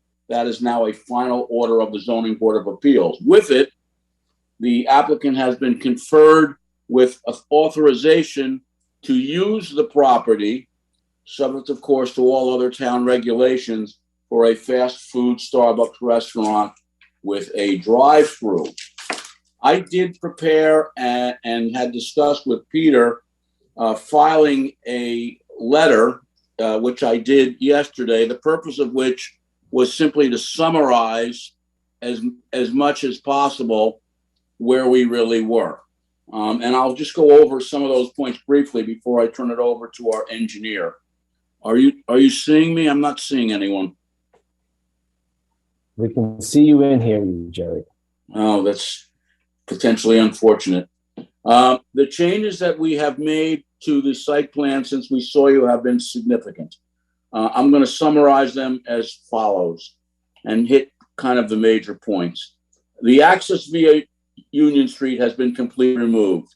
Both the driveways on Union Street, the existing curb cuts that have been there for years, servicing the various pharmacies that have been on the site, will now be exit only. The sole entrance will be through the Summer Street entrance, and that's been widened to ensure proper and safe access for that purpose. The plans have been updated to show the conformity of these features. Do not enter signs and other signage has been modified to make clear where you can go in and where you can go out. In addition, the drive-through queuing and parking area improvements have been incorporated on the plans. A new queuing plan was created after feedback from the consultants with a new parking area design. The major features of this are that the parking spaces themselves were revised to be larger. Those larger parking spaces conform specifically with the requirements of the bylaw and the recommendations of the consultant. That has resulted in the slight reduction of the amount of parking spaces, but there is still plenty of parking, not only for safe access, but also to comply with the zoning bylaw. That has given us an additional benefit, however, of now allowing for two-way traffic in and between the parking lanes, something that one of the consultants thought was extremely important. In addition, the bypass lane has been widened to allow for easier access for those cars that are not going to be waiting in line to order and or pick up food. Can I interrupt a minute? Would it be kind of more beneficial for the board to have the site plan up in front of us so that we can actually see some of these things as they're being talked about? Yes, except that the person who's really going to talk about them in a detailed fashion is Mr. Rogers, who will put the plan up. My points here, Madam Chair, is simply to give you an overview of the amount of significance of changes in only summary form, and I'm almost done. Okay, thank you. The lighting plan has been changed to now indicate that the lights will be dark sky compliant, will prevent spillover. The landscaping and erosion improvements have been incorporated into the plan, relating to more green space, less pervious surface. We also reduced some lawn area at the request of the Design Review Committee so as to use a little bit less water on the site. Stormwater improvements have been made. They've been incorporated both in the site plan and in the stormwater permit, and crosswalk improvements for access from Stone Park have now been implemented. You are correct by your summary in the beginning of this meeting that we're not where you were on the last product, but we certainly hope to get there. What we want to do tonight, with your permission, Madam Chair, and those on the board and members of the public, is to go over the details of the improvements and narrow down those issues that need to get resolved, which we hope to be able to do before the subsequent meetings. I think at this point, I would turn it over to Mr. Rogers, who will go through the site plan changes. That's fine. Thank you. Thank you. Can you hear me? Yes. Can I have the ability to share my screen? I have made you a co-host. Thank you, sir.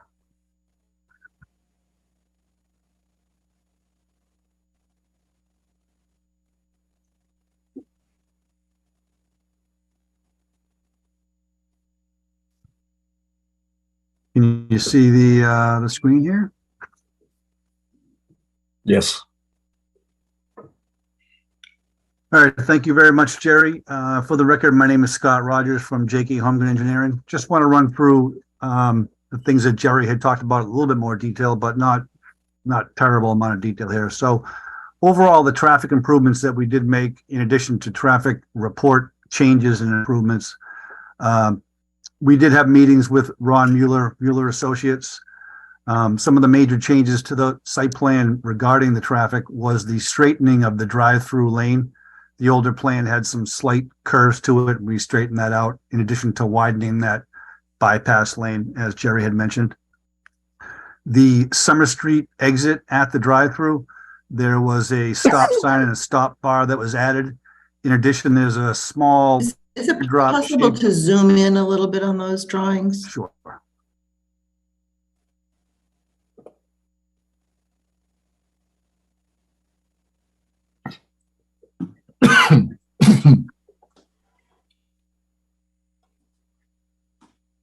So in addition, there's a teardrop shaped island at the drive-through exit along Summer Street that was added to help kind of channelize the cars as they're coming out of the drive-through, provide a more safe, more efficient intersection, if you will. On the easternmost access for Union Street, that was revised to become an exit only. And we made some changes to that exit. We reduced the width of that considerably. We added in some what has now become sloped granite curb as recommended by the traffic review engineer. In addition to that, we added in some grass pavers, which are called Arsenal Eco Pavers. We also made some significant changes to the overall site design, according to the review comments from GCG Associates. The queuing for the drive-through was basically the number that was agreed to was 13 cars for the queuing. And that was a recommendation. Mueller had said that somewhere between 11 and 13 cars was adequate for this particular facility. So we went with the 13 recommended number. A loading space was added to the plan over on the Summer Street side. And there's been some major redesign to the parking lot throughout the process that we've been going through here. As you might remember from the existing condition, the original plan that we submitted to you was to use the overall parking lot that's there now and basically restripe and use it to the best of our ability that with what's there currently. We have made several revisions to the parking area. We have reduced the parking number down, but we're way above the parking required by the zoning bylaw. We were able to restripe and reconfigure the parking spaces to be current to the 9-foot by 20-foot spaces that are required by the bylaw. I believe they're 9 by 18 currently. We also, there was or is currently on the site some one-way parking bays that have been reduced, are eliminated and turned into a two-way parking situation. So with all those changes to the parking area, the original site that exists now has about a 12% green space on site. And going back to about May, the green space was increased to about 17%. And then going back to October, the green space was increased to 22%. With the current plan before you tonight, the green space is just short of about 23% or 22.9% green space on site. We have been working with the fire department on truck turns, getting trucks in and around the site. One of the changes that was made was it was requested that we provide a truck turn showing a fire truck to get around the back of the building. So we provided that, and I had a conversation today with Captain Lynn Morahan. They seem to be satisfied with the truck turning plans that we provided to them. As far as the stormwater management system, it is an existing underground pipe and stone system. And with the improvements we've made to the parking lot overall and the overall site design, we have obviously decreased impervious considerably. We have increased green space. So the stormwater calculations that we ran show that the system is working adequately, and it'll be improved with those changes. We also did some major maintenance, the yearly maintenance that we do on these drainage systems. We cleaned out catch basins, got rid of the sediment and the sand that goes in there from winter sanding. We also cleaned out the vortex unit, which is the stormwater quality unit that is in the system prior to the infiltration system. That was cleaned out with a vac truck. So that was completed late summer. So with those improvements, the system will show a decrease in both stormwater volumes as well as peak runoff rates for the 2, the 10, the 25, and the 100-year storm events. With as in regards to lighting plans, we did make some changes to the lighting design. We've revised the lighting plan to go with LED lights. The light pole detail was revised per GCG comments that were received, and the lighting plan was revised to show shielding on the lights so that the lighting poles will have shields and there'll be no spillover to abutting property owners. So in regards to the landscape development for the project, we worked quite a bit with the Design Review Commission.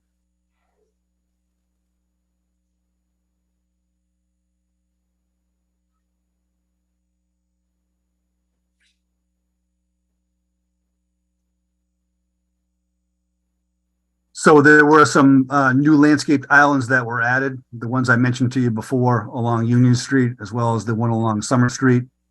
There have been additional trees that have been added to the landscape plan. As was mentioned by Attorney Efron, the lawn areas were reduced considerably. Even though we have decreased the amount of pavement or impervious areas, there were a lot more lawn areas prior to this revision. We've reduced that down, put a lot more shrub areas with stone and or mulch beds. We have also increased and added a bunch more native plants, and we've added plantings around the transformer, which is on the eastern side of the proposed building by the drive-through in this area right here. So we've added screening to that transformer over there. The islands that are near the ADA spaces, those particular islands have been, again, more shrubs have been added to those and more mulch beds. And there's a decrease with the amount of grass as well as some additional trees in that specific area. So what I will call the apex, which is basically the V, if you will, between Union Street and Summer Street, quite a bit of revisions and improvements were made to that particular area in discussions with the consultants as well as the Design Review Commission and feedback we've gotten from various towns and commissions in the town. So we increased the mound that's currently there to about elevation 101, which is about a foot higher than the existing mound that's on site today. We added more trees in this apex to help kind of frame the view, if you will. And we also have added what we're calling a pollinator habitat, which is that kind of triangular shaped area, if you will, in the apex, which has a hatch in it. So that's basically a meadow mix, which is a seed mix by the Ernst Seed Company, which will also obviously help to reduce further the lawn areas and the grass areas. We also added an additional shrub row at the edge of the parking closest to the apex, and that's going to include some native plants such as inkberry and mountain pieris, which will further help to reduce the visibility of the cars, help screen out those cars a little bit more. And it's going to improve the overall view of what I would call this view shed. And then in regards to sustainability and green initiatives, we do have Keith Betancourt from BKA Architects. If we need to discuss it, I can't remember if we discussed this before with you or if it was the Design Review Commission, but the architecture of the building does have several sustainability qualities to it, as well as Starbucks themselves have a considerable recycling program using recycled products, etc. It's pretty robust program. In addition, as I mentioned, we are using native plants. The major reduction in the impervious from the existing condition is worth noting again, as well as the reduction in lawn areas, which will obviously help to reduce the amount of water that's used to, keep those lawns looking green. The revision and the change to the LED lighting is another one. The addition of that pollinator garden that I talked to you about, that's kind of a newer technique that we've been using. We're also proposing a new change to add an electrical conduit, which has been added, which will be for electric vehicles. So that'll be for a future car charging station. Also, the addition of the grass pavers on the easternmost Union Street exit. And those are called Arsenal Eco pavers, which are grass pavers. And we have a bike rack system, which is up against the side of the proposed Starbucks as well. So essentially, kind of in closing here, we have taken a site that's over 20 years old, outdated from a lot of the technology that exists now. And we're improving with a lot more, modern technology techniques, also low impact development techniques, green initiatives, and we've considered sustainability quite a bit. So at this point, I'd like to turn it back over to Attorney Efron. Madam Chair, I don't know your pleasure on how to proceed, but if Peter knows, the status of this matter is we've gone back twice with each consultant and have responded to their latest revisions. I believe, Peter, if I'm correct, we're still awaiting something from GCG, which we expect, but we don't expect it to be earth-shattering based upon our last filing with them, and we've responded back to Mueller Associates after his last revision. We just got today, which we've absorbed, the DRC determination, and we had received their minutes prior to that and had an opportunity to review that. So I think we would potentially be best served, unless you want to hear something more affirmatively from any of the team members or myself or the applicant, to have the chair go through and see where we want to go from here. Yeah, I think where we're at is that obviously we have seen this once several months ago. We know it has been doing extensive homework in the background, which we appreciate. So at this point, I think two steps. One is, first of all, I would like to open it up to the board for comments, questions, information requests, anything they would like to see. And after that, I will open it up again to the public for further feedback there. And then we'll go from there. So I think it's really just us absorbing what's been presented, getting some more questions out there, and then determining the direction that we're going to go. So that said, I am opening it up for questions and comments from the board. And I don't think there's anyone, please correct me if I'm wrong, I don't think there's anyone from the Design Review Committee here this evening. But Design Review Committee, if you are there, you are more than welcome to jump in as well. So comments from the board? I have a few, Tricia. Yep, All right, go ahead. No, ladies first. Don't be silly, Marcelo. I think we were speaking at the same time. Okay, well, Anna, we have been talking a lot without you, so we will let you use your voice. You've missed me. We have. So you're fresh. Let's have a fresh voice in there. I have to say I was a little concerned. I didn't hear from you guys for hours. I missed you too. I'm glad everybody's okay. I'm back.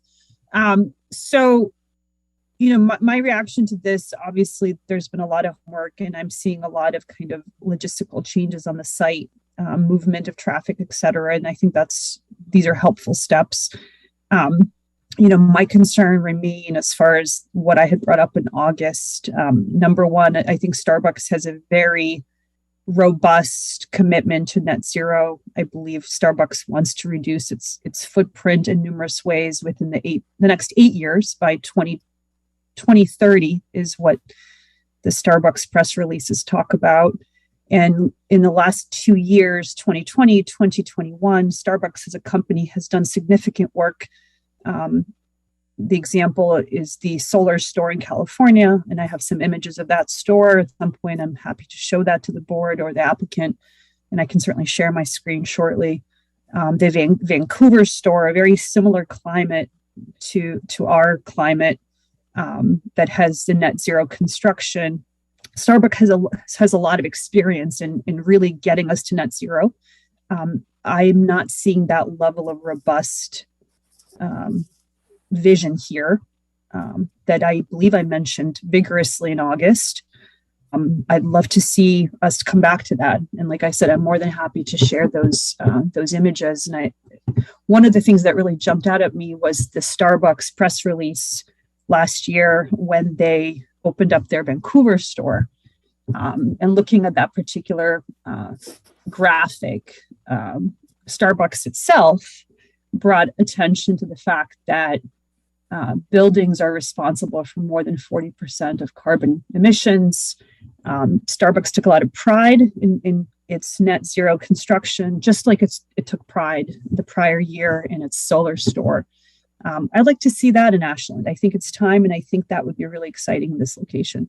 The other thing that I recall discussing in August was the community link between this location and the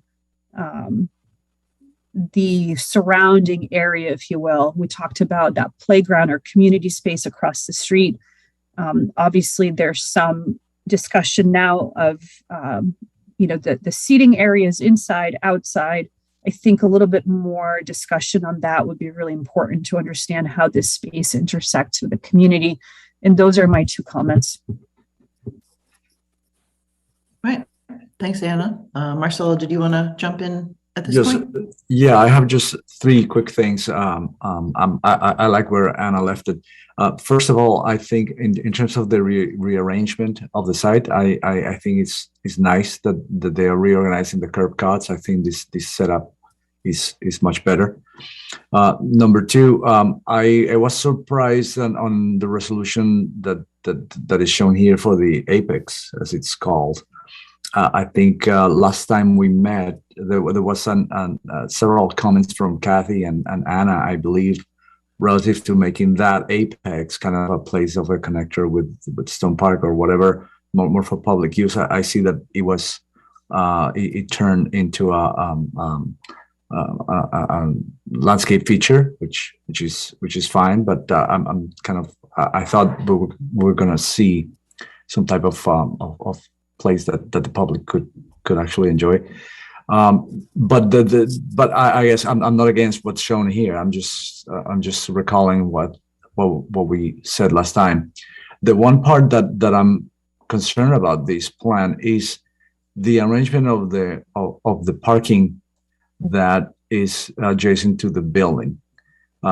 We have a confluence there of the drive-through as cars go out, the adjacent lane where people may be coming around the other cars, and an entry and an exit to a dead-end parking spot, which if you're trying to guess if there's a parking spot over there and go into the car, other cars are coming out of that same place, cars are coming out of the drive-through, and then maybe there's no parking there, so you have to do a 3-point turn to go back out the same way you went in. It seems to me that it's a very complicated intersection there. I'm not sure how that has been analyzed by the traffic engineer or what have you.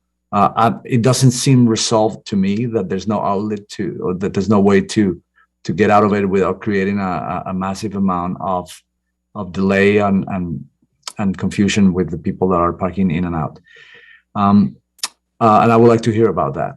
And lastly, just curious, the property line on the back, it seems to have a polygon there that extends beyond, and is completely black on this plan. Am I understanding correctly that is just left for greenery, or what is happening there? I would like to understand why nothing is shown or addressed triangular zones.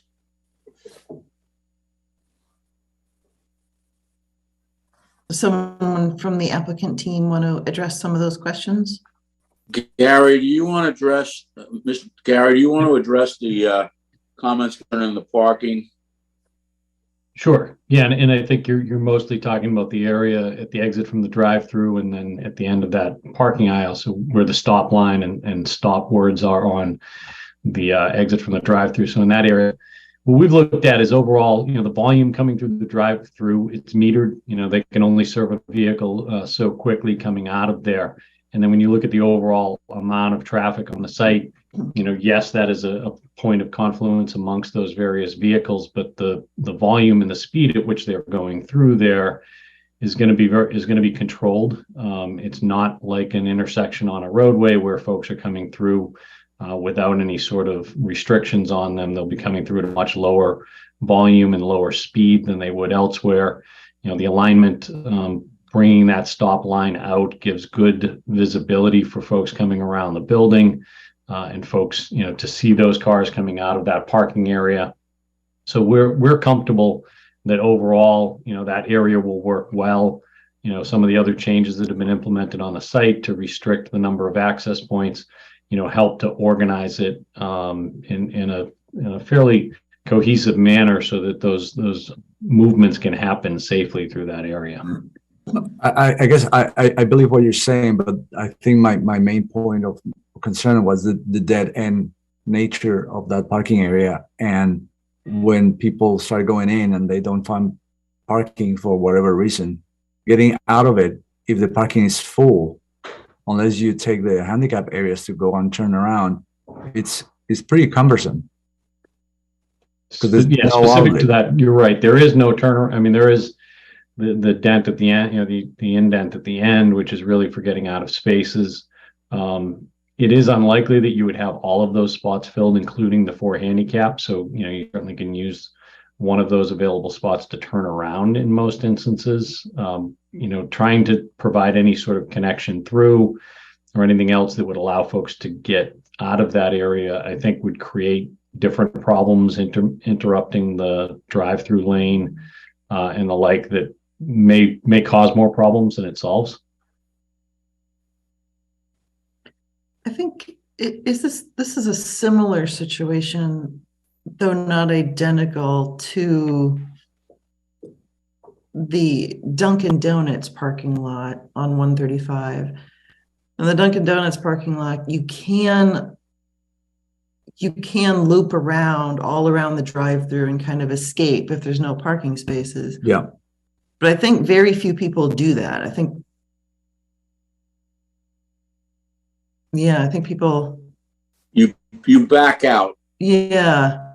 And you safely enter the traffic line, frankly, because you can see pretty well, and I think you're going to be able to see pretty well here. Yeah, and I'm not sure. I'm trying to think about that. But you have the option. Yeah, you do have the option. Don't. That's right. You do have the option. And we have worked with the town's consultant, Ron Mueller, on this specific issue, and I believe he's satisfied with this one. I think it's just a valid question, as you had noted that you have more parking spaces than you need, and I understand it's good to have those parking spaces. Is there a possibility to have a designated, and maybe someone would just park there, I don't know, but a designated area that is for turning around, like an empty parking space? I'm just asking the question because I'm imagining myself going down there and needing to turn around when I can't find a space. Yeah, and I don't want to speak to the site layout, but that is a feasible alternative if you convert one of the 10 spaces, just hatch it out as a no parking area. Doesn't mean somebody would never park there, but at least you could do that and give that ability for somebody to turn around if needed. Yeah, I mean, go ahead. Sorry, Marcelo. No, something like that would I see if there's no other way to lay this out, to provide an outlet. A solution like that would be probably okay. People will end up using the parking, the handicap areas if they're not occupied for that also. It's just a byproduct of this arrangement.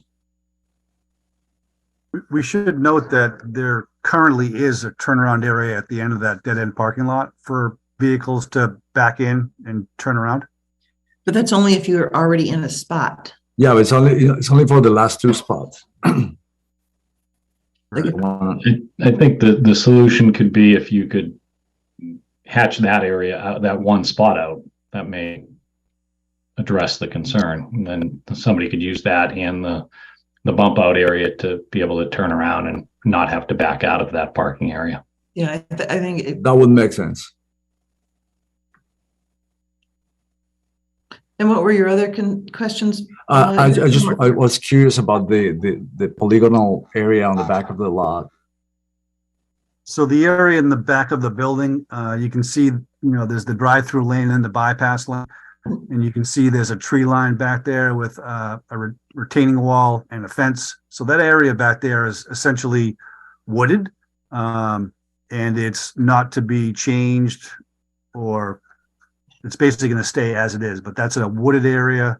It's also in the buffer zone to a wetland that's on the north side of the property. So in working with conservation, we determined that we don't plan on doing any work back there. We'd like to leave that natural as a buffer to the neighbors, as well as the buffer to the actual wetland back there. Okay. I think that's great. All right. Any other questions, Marcelo? No, I'm all set. Thanks. Kate, Kevin? I would just, I guess it's the benefit of going later. I kind of said the first time ditto, so ditto Anna and Marcelo's comments. I know maybe it's with this and other things, a lot of things came flying in during the week, and I do not have a lot of time to look, but I believe the last thing I saw from the consultant had many open issues. I started highlighting them, and I believe that have been answered since I received that, but I have not looked. So there was a lot of things open. So I think those definitely need to be addressed. Are you referring to the letter from Ron Mueller? I don't know. Possibly, yes, I think, but there definitely were open issues that needed to be addressed. Yes, so there was a letter from Ron Mueller, and Emily Buck from our office is also on the line, and she's been working with me and Ron to resolve those.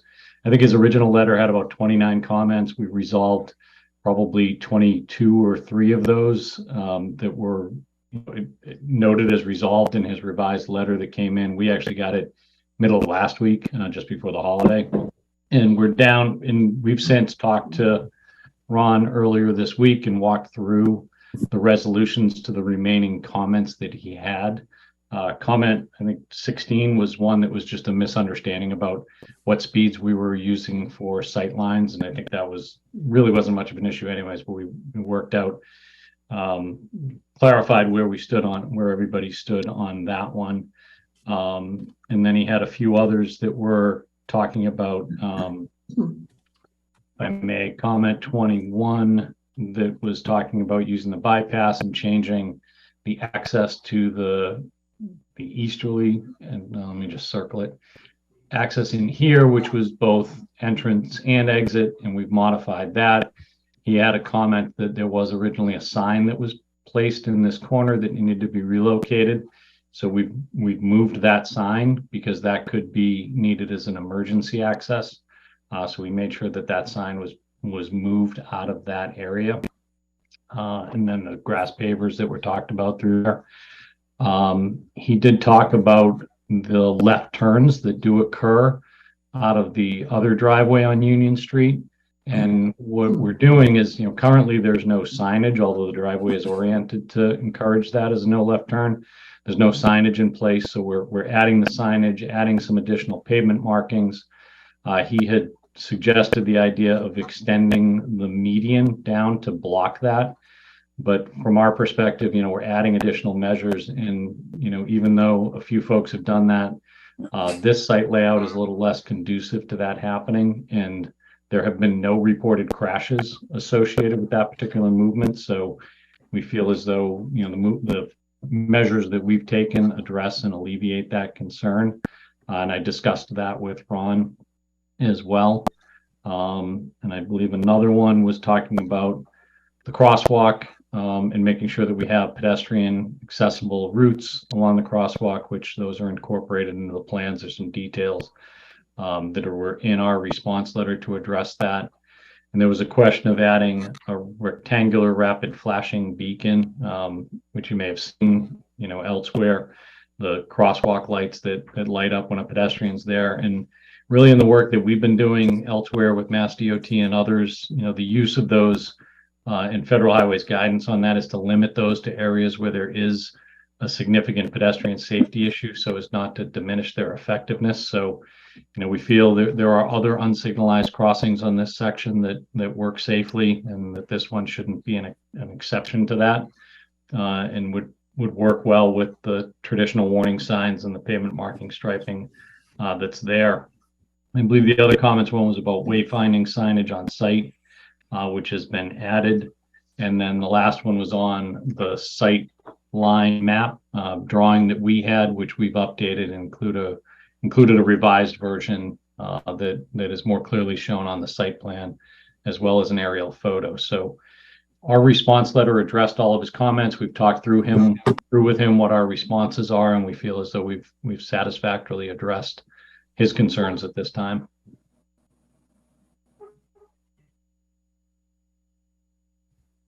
No, can I ask you? You just mentioned and the crosswalks. This crosswalk striped on Summer Street, is that being done by this project or they are existing? This one is proposed as part of this project. Okay, that's the one. That's the one I have a problem with, because the way it's accessing that corner, and I wanted to ask why that area is like an area where people park to go to the kids spot and the park. It seems to me that that angle adjacent to an area where people are backing up doesn't seem safe to me. I mean, is there a reason why that's not perpendicular to the other side? I see that he's trying to align with what comes from the other side, but it seems to me that could be kind of an unsafe situation. Yeah, the parking is actually set in quite a, this area is pretty deep, so the vehicle parking is actually in, much further. Excuse my poor drawing. So we felt as though there is ample space there. We could look to align that a little more perpendicular across. The real thing is we're trying to get them on the site plan over into this area where they have a good path up to the store and into the restaurant area that's accessible. So that's really I realize that. I mean, doesn't have to be that linear. I don't know if anybody else has the same concerns. Even my kids, the kids that go out from the middle school always go and walk to that spot and then go sometimes to the pharmacy. I'm sure they're going to go to the Starbucks when it's done, and they're going to be crossing in and out there and having cars backing up. Even if the parking is deep, the cars back out. So I think take another look at it. Make sure that there's going to be substantial crossing of people, especially kids, on that spot. I assume this is something the traffic engineer looked at as well, but I agree with Marcelo. I've been there a million times myself. It'd be nice if you could fill in some details for us. One of the car icons, put it in there so that we can understand how deep the space is. And it is kind of feels awkward to have it go at that diagonal versus straight across. I know then sometimes people they cut the corner, right? They make their own path, but I'm wondering, it feels a little risky to me as well. You should know that your consultant has reviewed that orientation twice and has felt it appropriate. Okay, well, maybe we'll need to have a conversation just with him so that we understand, we learn a little bit more about how these things function from their point of view. So that's not in any way to derogate the comments from the members on that, which as a layperson makes sense to me, but I'm not an engineer. Right. Yeah, but consultants make mistakes sometimes or overseas, so it's worth asking again. And I mean, we're not, I think consultants are a resource and a data point, but we're still an independent board that has our own opinions. And I think these are great points that need to be addressed. I am a little concerned by the fact that we had one meeting in August and then there's a sort of multiple, while I appreciate the homework and the effort and the design review work, I think some of that may have been premature before coming to us with more change. And like I said, the logistical kind of movement of traffic is the big change I'm seeing with some landscaping elements. But the big picture items that seemed front and center to this board, the community element, the the sustainability, I really want to know when we're going to come back to those topics. I keep reading, the 2020, 2021 reports from Starbucks on all the work that's being done by Starbucks internationally, the commitment to 100% renewable energy, the commitment to solar, the Starbucks Greener Stores framework, commitment to build 10,000 stores in the Greener Stores framework by 2025, which means building in construction that is fully LED certified. Why is Ashland not part of that? Why am I not seeing any of those elements? I really want to hear about that at some point. Can I discuss that with you? Yes. All right. I'm just going to kind of give you some of the examples of the things that Starbucks has been doing. For example, recycled tire entry mats would be one thing. Natural wood and leather upholstery materials inside the building. Recycled and fully recyclable furniture in the building. LED lighting, we talked about that on the site, but it's also applicable for the inside of the store as well. Low flow restroom facilities and dishwashers, for instance. They use recycled glass composite countertop materials. They also use sustainably sourced wood siding on the buildings. They minimize the use of ozone depleting refrigerants inside the store, in the refrigerators, for instance. Bike racks, I mentioned that to you before. Use of low VOC products as well. And then low e-glazing. I assume that's for the windows. I'm not an architect, but I'm doing the best I can here. I think Adam is also here Keith Betancourt can help me out too. And then Starbucks has a bunch of things they do as far as day-to-day operations. They offer discounts to patrons that come in with their own coffee mugs, so it reduces obviously paper product usage. They do encourage the use of recycling using signage and appropriate receptacles for trash versus recycling. They also encourage composting waste in a waste program. They can do that. They also reduce waste with food products and donate unused food products to local food banks. And another small one too, but another one worth mentioning is strawless lids. They don't have stirrers. They don't have, they have strawless lids essentially is one thing. So if Keith wants to add to any of that stuff, he has a far bigger knowledge of it than I do, but. Yeah, thank you, Scott. You covered most of it. Just for the record, Keith, my name is Keith Betancourt. I'm the architect of record from BKA Architects. One point I do want to mention architecturally on what was mentioned of the recycled siding, the sustainably sourced siding wood is it actually goes a step further beyond that. The majority of the facade is that wood, and it's a special Japanese treatment of the wood where they char it. And the point of doing that is so to avoid, to give it a weather protectant sealant without actually using a chemical and a product to do so. So the charring process gives it that sealant necessary for weather resistance without actually being more damaging to the environment. So just, quick architectural point. And then Scott, thanks for jumping in on the rest of those. The inside of the space and their operations are very much LEED friendly. However, Starbucks has gone away from the Green Building Council LEED process, but all of the initiatives are still being utilized. So one question in terms of architecture to follow up to answer one of the concerns that Anna raised. It looks, I'm very familiar with the siding technique you described, and I think it's great that's being used.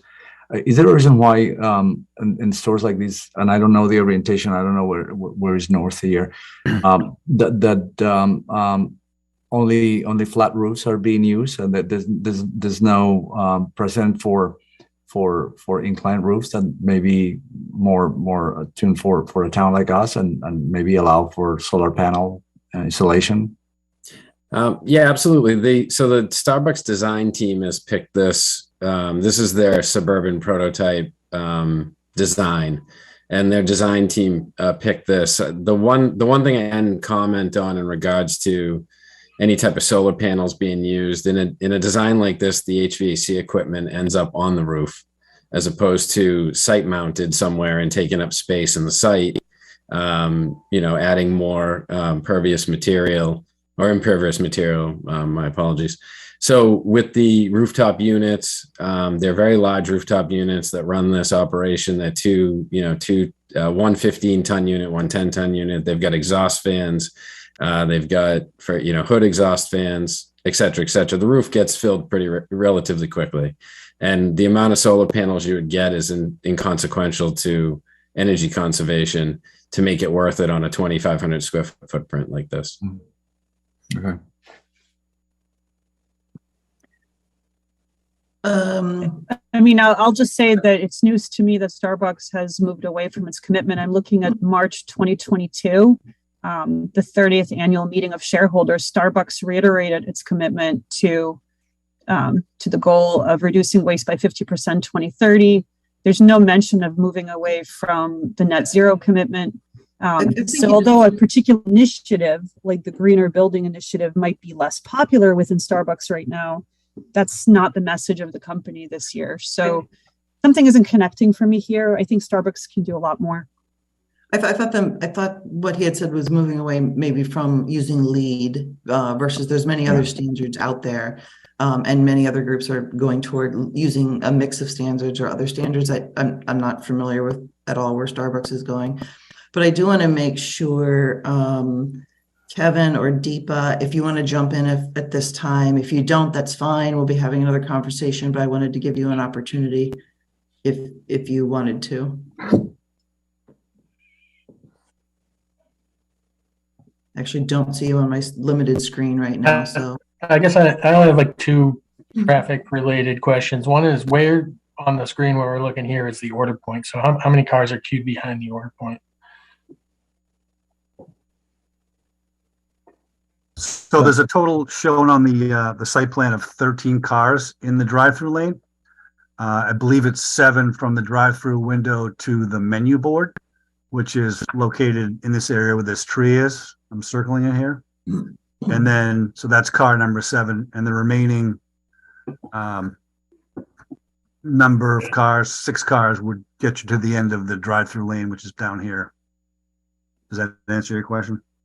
Yeah, and I'm just picturing the Dunkin' Donuts up the street, which may split traffic with here, and they have quite a long queue there. It backs up pretty far, I would say, at least 5 or 6 cars beyond their order board. So, I'm just wondering if we're going to be into that lane of parking, which seems like might be excess parking anyways, but just trying to picture what it'll look like in reality.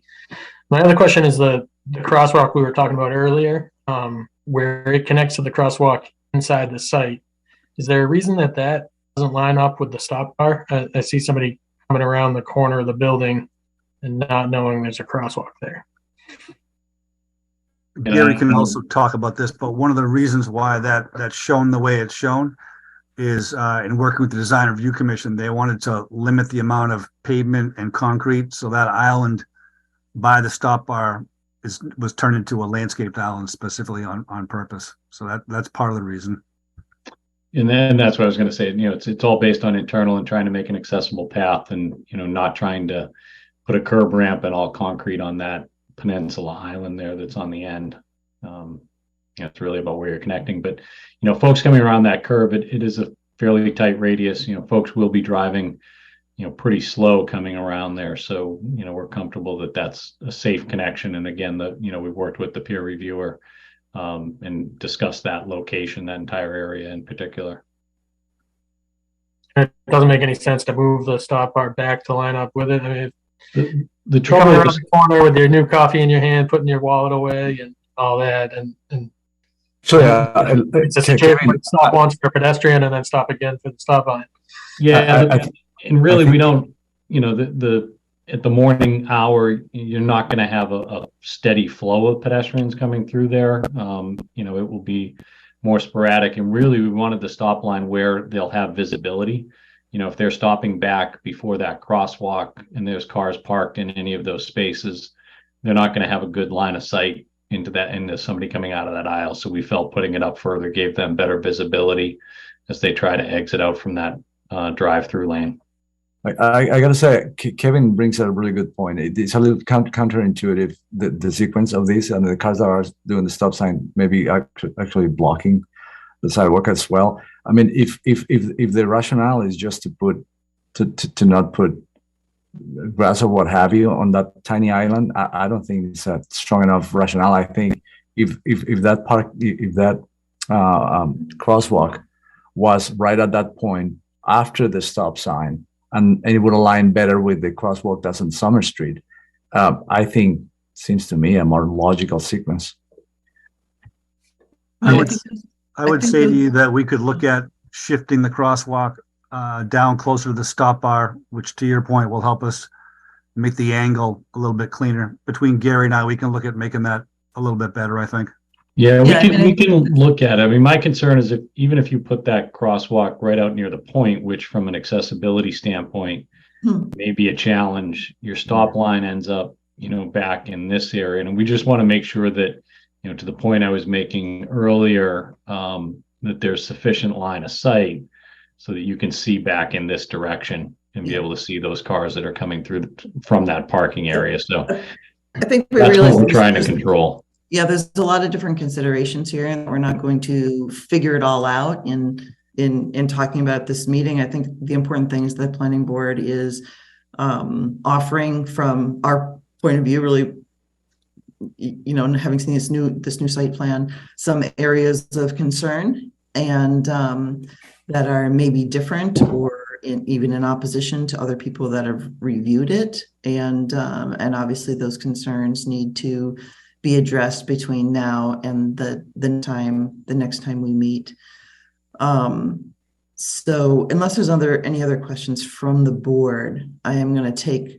Can I just say one thing? Because I think some responses got responded to. I think you're on the right track. Like we're offering where we stand, but I want to make sure the public space doesn't get obliterated, because people talked about, we know that, and probably Starbucks would welcome, and maybe sometimes not, kids coming there, right? And making it a public space. I would at least want to see, unless that's absolutely impossible, and this is it. But that wasn't my impression of what we're getting, especially since the first meeting. You mean the vegetated area at the apex? Yeah. Is that what you're talking? Okay. Yeah. If I could also add the interior. Well, my suggestion would be, hold on just a minute. Well, my suggestion would be, again, that we have a long agenda tonight. This is only the second time we're seeing this project. It's certainly not the last. What I would recommend is that the next time we kind of hold it for here now, and I think maybe I will even waylay public comment for now, but next time make sure the design review committee is invited to attend, so we can also fully understand how they got to where they're at, because we didn't see those two meetings or have the comments in between that I'm aware of. I didn't get a list of meeting minutes of things that they had talked about, or else it got buried in my email, frankly, so that we can have that larger discussion with the design review committee as well. Our major concerns are out there. That doesn't mean they're the only ones, but as we keep looking at this project, I think we need that other realm of voices as well that have actually been meeting with this applicant more than we have. So I would like to hear how they got to this point and what other things we might want to keep in mind as we discuss this project. So with that said, I actually think that we should, with those concerns out there, that we should continue this public hearing. And that will also give us time, since some of these documents we did fairly recently receive, also give us time to reabsorb it again before we see this project again.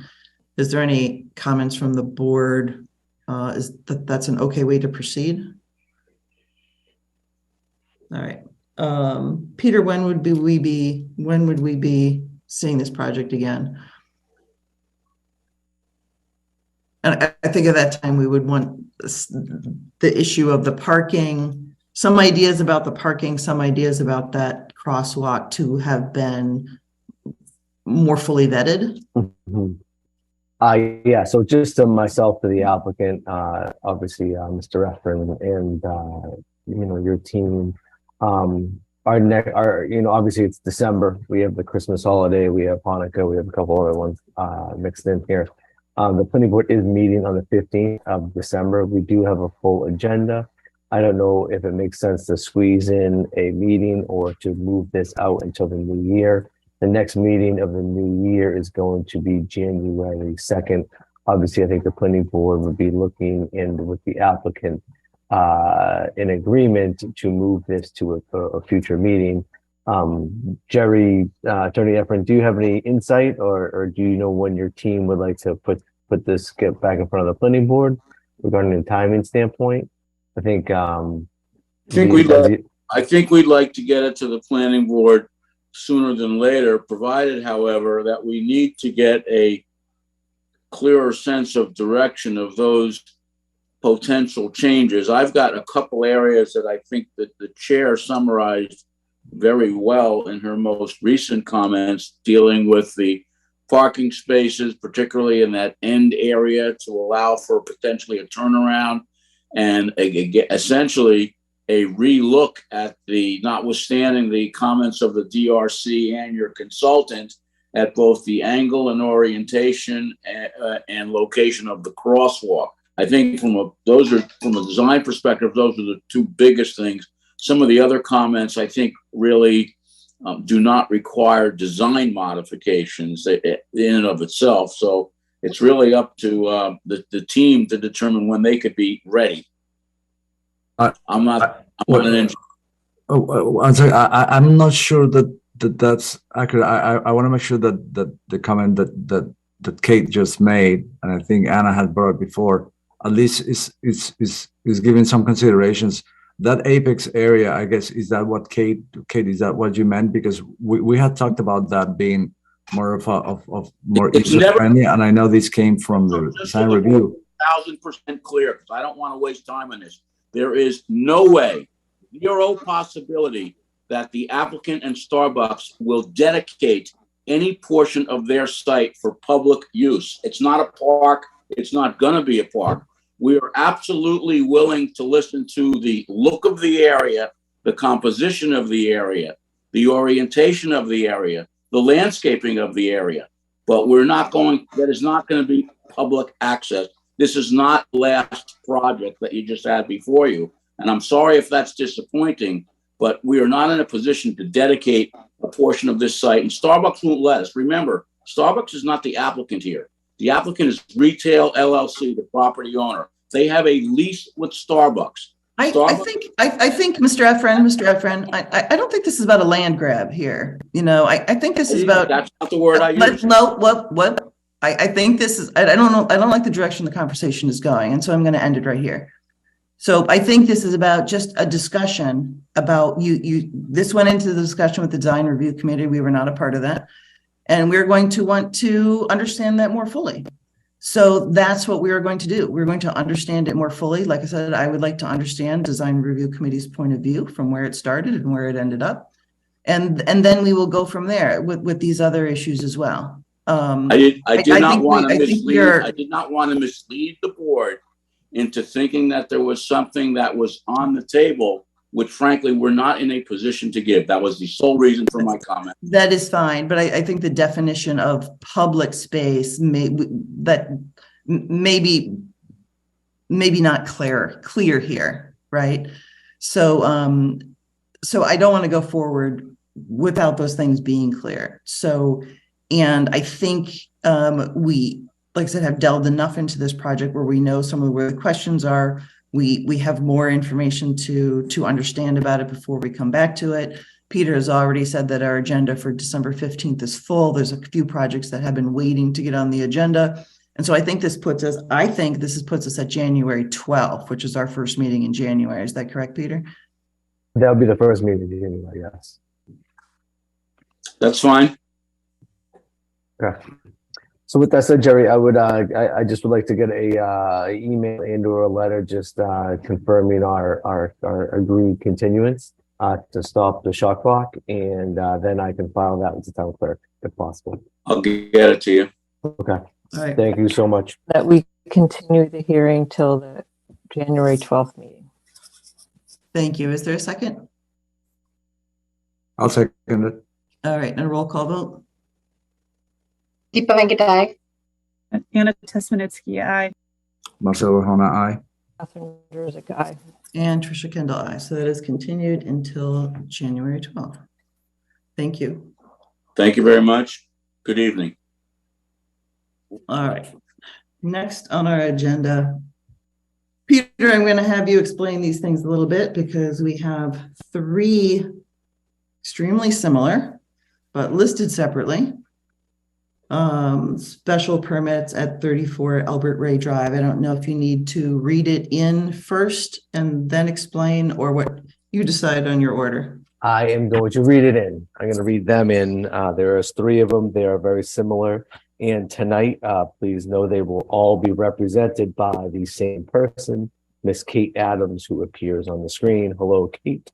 And so I'm just going to read this into the public record. I'm going to use, instead of reading all three public records, I am going to state the name of each applicant, because every public hearing is the same word for word as this moves through. Thank you so much. Does anybody have any questions with that? No. Kate, are you okay with that? For the fact that I just want to make a note that there is a little bit of a difference in the application for Dish Wireless. That is correct. Yeah. I will read Dish itself at one, and then I will read the other two as the same. Perfect. Thank you. Word for word. Thank you so much, Kate. So to open the public hearings, I'm going to say the Ashland Planning Board will hold a public hearing on December 1st, 2022 at 7:15 via Zoom conference. Welcome all. To hear the petition of AT&T Mobile and to hear a petition of Verizon Wireless. They are requesting a special permit modification per Chapter 282, Section 6.4 Wireless Communication Facilities of the Ashland bylaws. The applicant seeks to modify the existing special permit for the removal and replacement of antennas and ancillary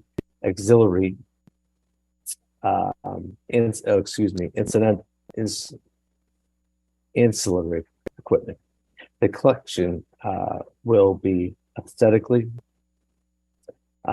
consistent with the existing structure and antenna array. The property in question is located at 34 Albert Ray Drive, Assessor's Map 9, Lot 173, and that is the same for both, and it is in Residential A district. Parties to be heard on this matter should submit comments to the planning board ahead of time and or appears at time and place indicated above. Materials may be viewed at the Ashland, app www.ashlandmass.com on the current cases before the zoning board and or at town hall by appointment or by normal business hours. For more information, please or to submit comments, please contact myself, Peter Matchak, and then list my office number and my email number. The chair, Trisha Kendall. So that is opening the public hearings for both T-Mobile and Verizon Wireless.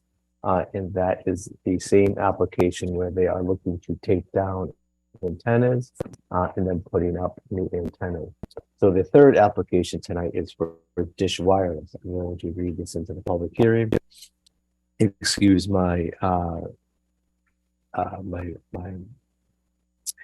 excuse me. The Ashland Planning Board will hold a public hearing on December 1st, 2022 at 7:15 via video conference to hear the petition of Dish Wireless requesting a special permit modification per chapter 282, section 6.4 wireless communication facilities.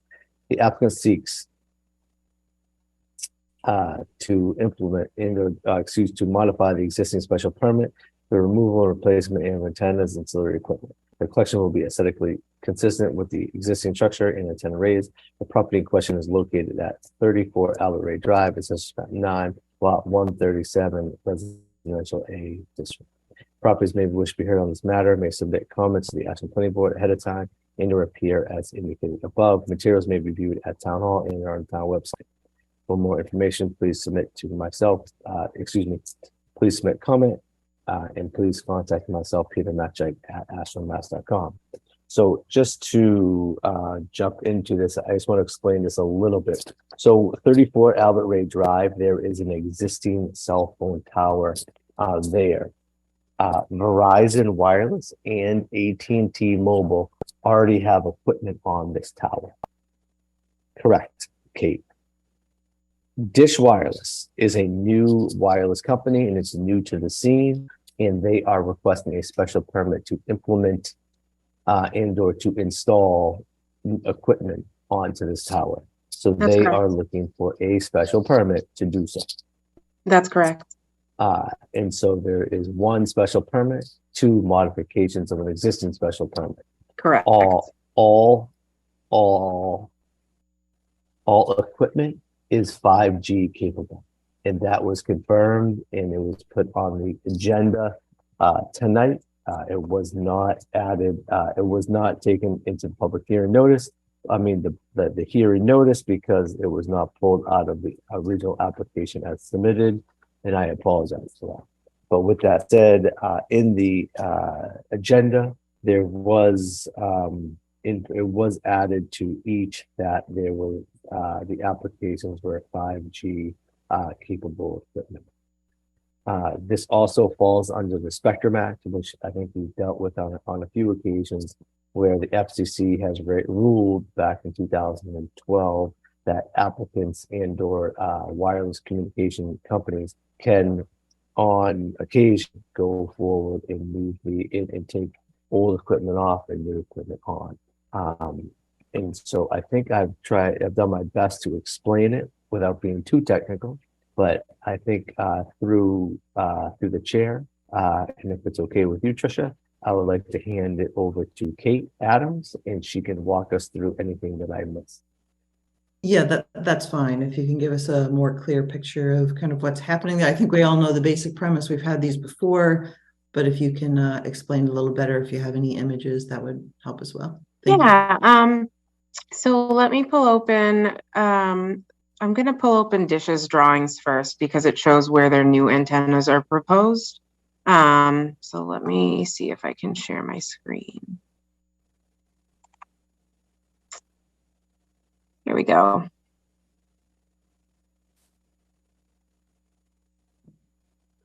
Let me know if you can see it. Yes. Okay, great. So we scroll up to the first page. This is the tower as it stands. Verizon and AT&T are already existing on this tower. They have their antennas already up. And, Dish Wireless is, as you said, Peter, new to the scene.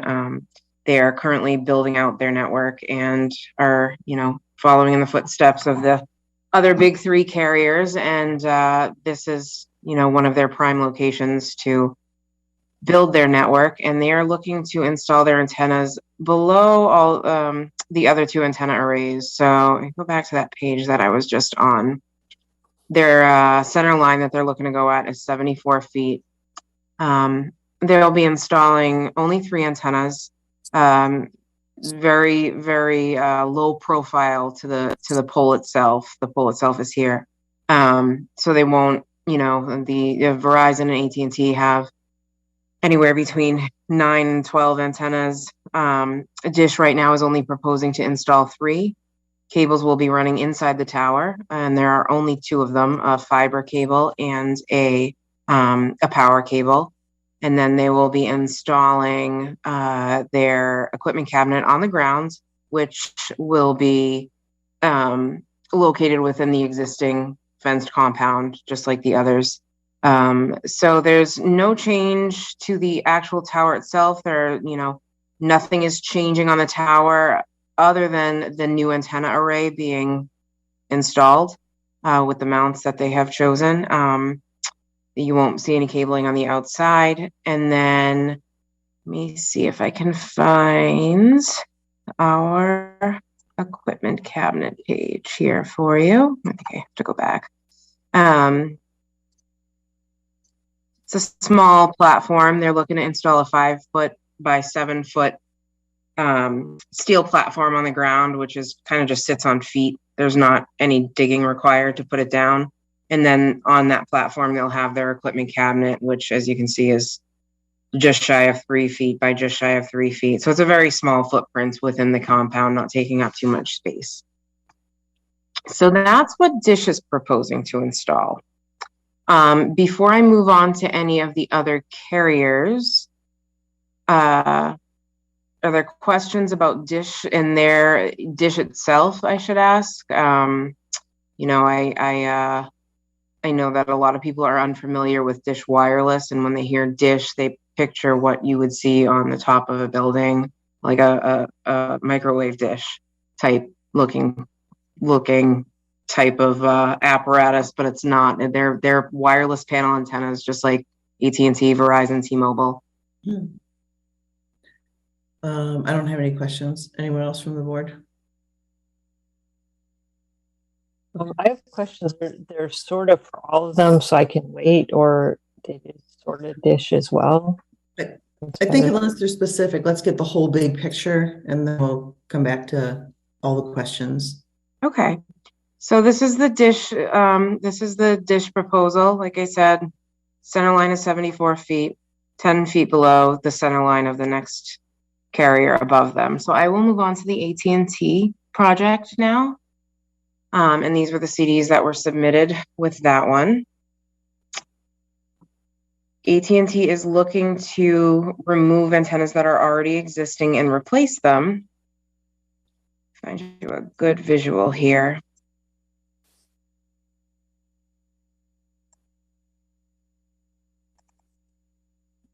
I'll scroll back. I'll zoom back in once I find the best picture to show you. Here we go. All right. So AT&T is just above where Dish is proposing to go. And they currently have 9 antennas installed, 3 on each sector. So 3 on each arm sticking out from the pole here. What they're looking to do is remove 6 of these antennas, so 2 per sector, and then install what is 9. However, one of them is a regular size panel antenna, and then so that would, you know, that's 3 total, one on each side, and then 6 total, or, you know, 2 on each side of these smaller antennas right here that are going to be stacked one on top of the other. They're just going to be replacing some cabling, which everything is routed inside the tower, and that's pretty much it. I mean, the radios that are on the back of the panels, you know, that work to boost those frequencies. They you know, some of those are getting replaced. And yeah, it's basically just maintenance for AT&T, just to keep up with the evolving technology and to make sure that their carriers are getting the best type of service that they can get. There's only change to the ground space on what's already existing. They're not going to be adding any more cabinets or anything like that. They're, you know, basically just where the cabling is coming in. There's no other footprint being added here. It's just updating where that cabling is going in. And yeah, as you can see, AT&T does have the 11 by 20 foot shelter here, and all of that, you know, that other equipment that supports the antennas on the tower, anything that's being replaced is already is within this shelter that's already existing. So unless there are any questions about the AT&T modification, I will move on to Verizon. I think that's fine. I think it'd be best to have it all in one picture. Alrighty.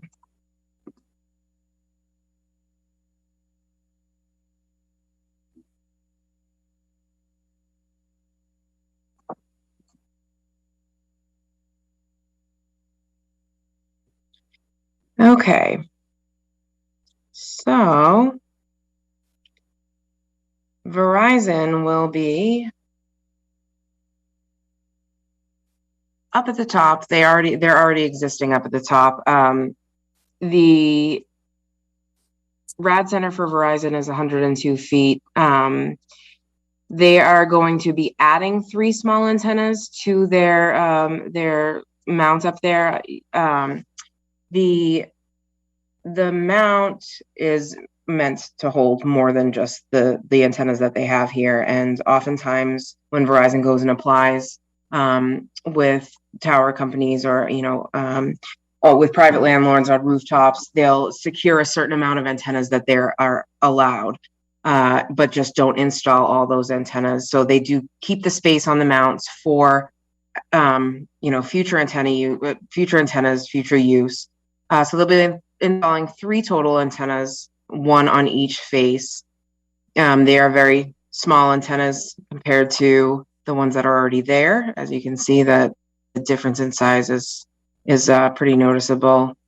Verizon will be adding 1 hybrid cable, which is a combination of power and fiber, and also being routed up the pole as it, alongside their other cables. And then for groundwork, there isn't any going on here. Aside from the cable, Verizon is not doing anything to their ground equipment. It is just the antenna ad. They are adding a junction box, which is that's called it's a junction box. It also referred to as a squid. I don't know if if you're familiar with them. It's basically just a safety mechanism if there were ever an electrical surge or anything like that. And yeah, there's not much more to this one. I also have somebody on with me. His name is Donovan. He works for Crown Castle and he is working on this Verizon project. So Donovan, if there's anything you'd like to add to this, please feel free. Yeah, nothing in particular. Thank you, Katie. I think you explained it well. Yeah, I'm with Crown Castle. We own and operate the cell tower there. And so we work with all the different companies. I'm personally on our Verizon team working with mainly Verizon projects, but I'm also very familiar with this specific Dish project and AT&T project. And yeah, all 3 carriers are wanting to either install new or upgrade their equipment to help them increase the cell phone coverage in the area for the residents of Ashland, and helping, get better coverage for emergency services, more bandwidth and better speeds to upgrade to the new current technology. All right, are there any questions from the board on this? As obviously we've had these projects before. Well, let me just open it up to the board. I have a question. So the original packet did not have Dish like engineering stuff, but that might have come because I think there was some stuff that came later. So I think that is, we should find out though. So then if presumably Donovan, like your group, so it's not just somebody did engineering data, because I'm adding 3 things for Verizon and separately I'm adding 6 things for someone else, and then Dish is adding 3 things. Is there any engineering data that covers all a collective ad, since we're looking at separate applications? And then I guess this is a question for Peter and the board.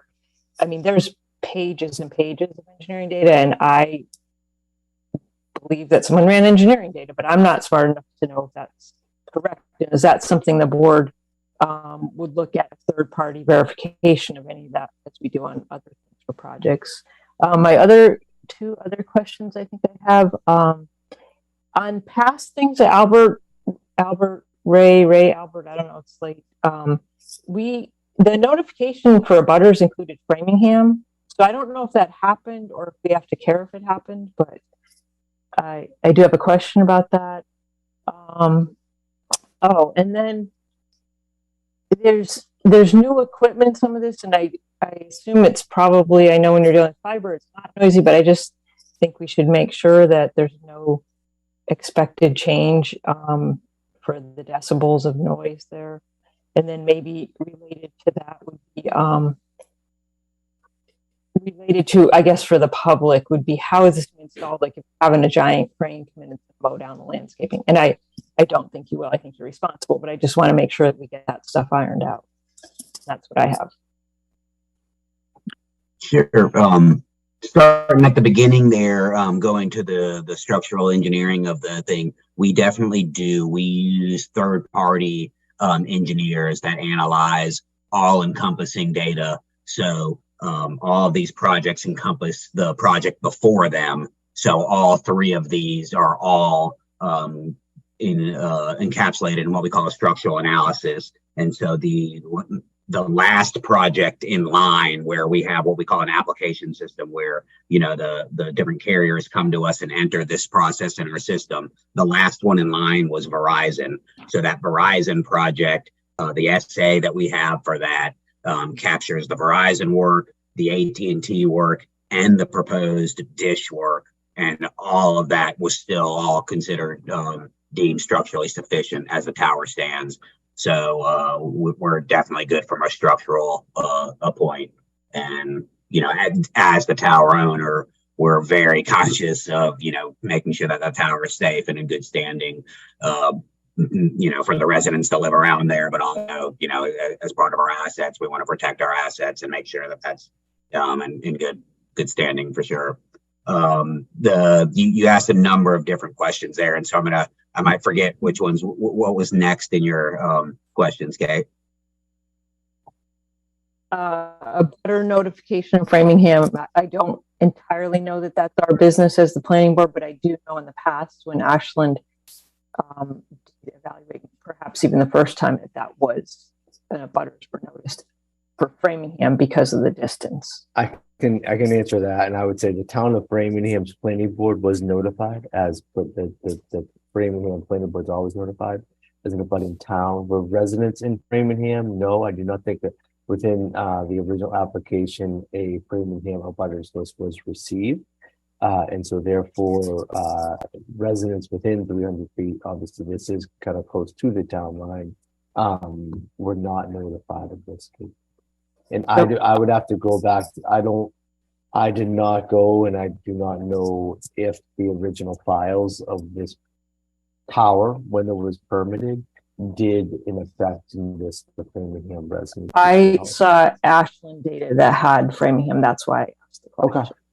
Okay. So I don't know if we have responsibilities about that. If we do, then we have to correct that. That's why I raised the issue. And the other question was about noise and like proper landscaping, particularly during or after construction, if any damage to that. Yeah, our contractors, the GCs that contract to do this work, if there was any damage to landscaping or whatever, they are responsible for repairing that back to, as they, arrived, whatever is currently there. So if there is a bush there and somehow they drove over with their truck, they're responsible for replacing that and getting it back up to standard. As far as noise, there's no noise increase. There's no applicable noise. This is just standard stuff. The only noise usually that you'd ever incur at a cell tower site would mainly be a generator when backup power is needed for emergency purposes to keep connectivity through storms and power outages and stuff. Obviously, a generator generates noise, but any generators that we have on site would still be applicable to be below any permitted noise levels. And I don't think, Katie, correct me if I'm wrong, all three of these projects, none of them involve a generator install. That's correct. So,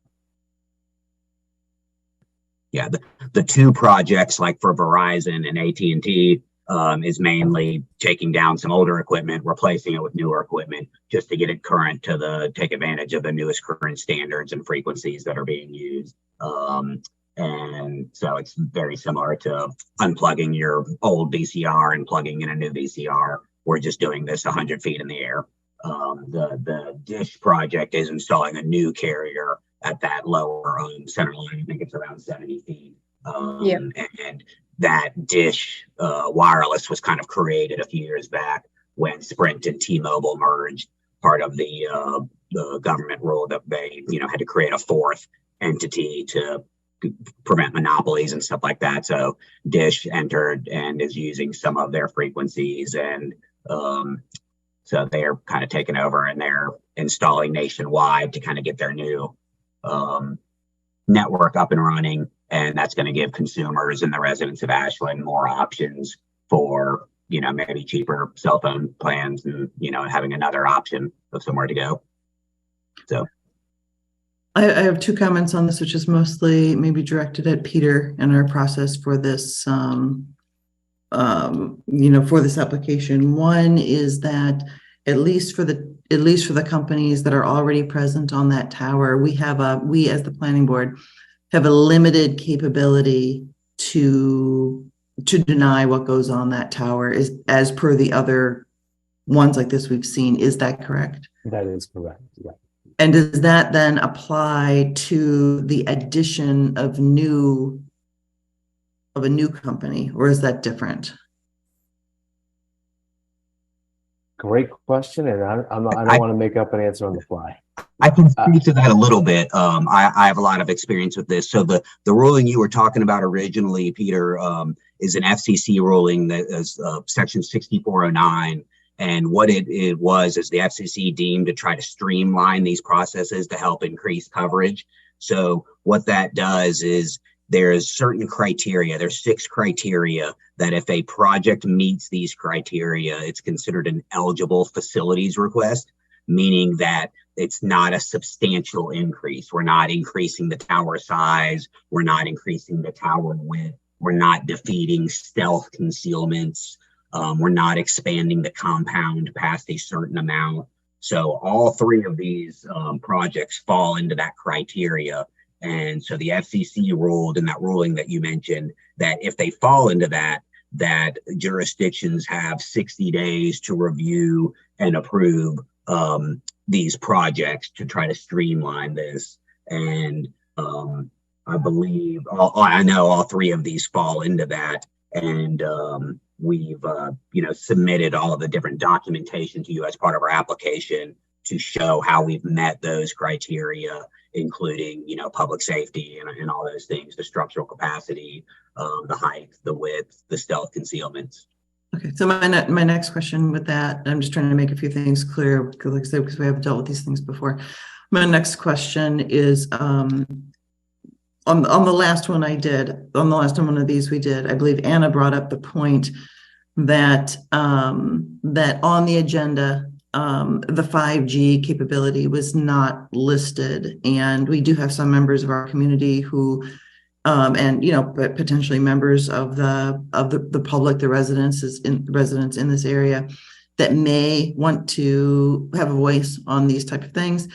Though the 5G is on this agenda, it was not on the agenda as first published. It was not on the agenda as you received it on Friday or whenever that was. And I noted that it wasn't there, and Peter added it to the agenda, but it did not get the full note to people in the community. So to be consistent about what we've done in the past, which is one of the things I think we're shooting for as the planning board, that to me, needs to be taken into consideration. So, so I'm looking for any other questions from the planning board. I see this as a thing, also an area that I think the planning board, we've all been kind of busy with the holidays, may want to drive up in there so that we all understand what we're talking about, can have a more informed discussion about it. So I'm seeing this personally as something that we've heard it, we've gotten the information. It needs to have another iteration with the agenda out there with 5G on it. It needs to make sure that everyone who is supposed to be notified was notified. And then this would be continued till January, as making sure that that the continuance is accepted and that we're within the 60 days.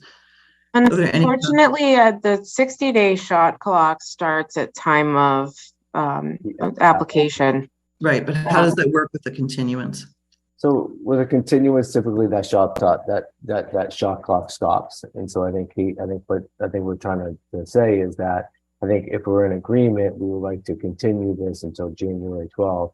I think with the planning board, the avenue the planning board is going down is I think we need to secure, and I'm happy to work with you, is to secure and certify the butters list from the town of Framingham. Is that correct from the planning board standpoint?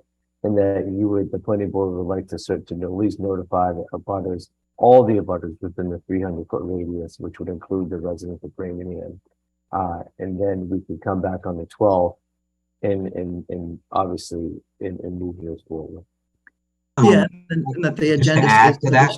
The agenda stays published, obviously, with the 5G technology, which may not be a part of the application, but it's obviously something that members of our community are concerned about, and we want to make sure that we're presenting the issues before us with clarity. The 5G capable equipment, I mean, that was submitted with the application. That was on it's listed on the cover page of each set of drawings that were submitted.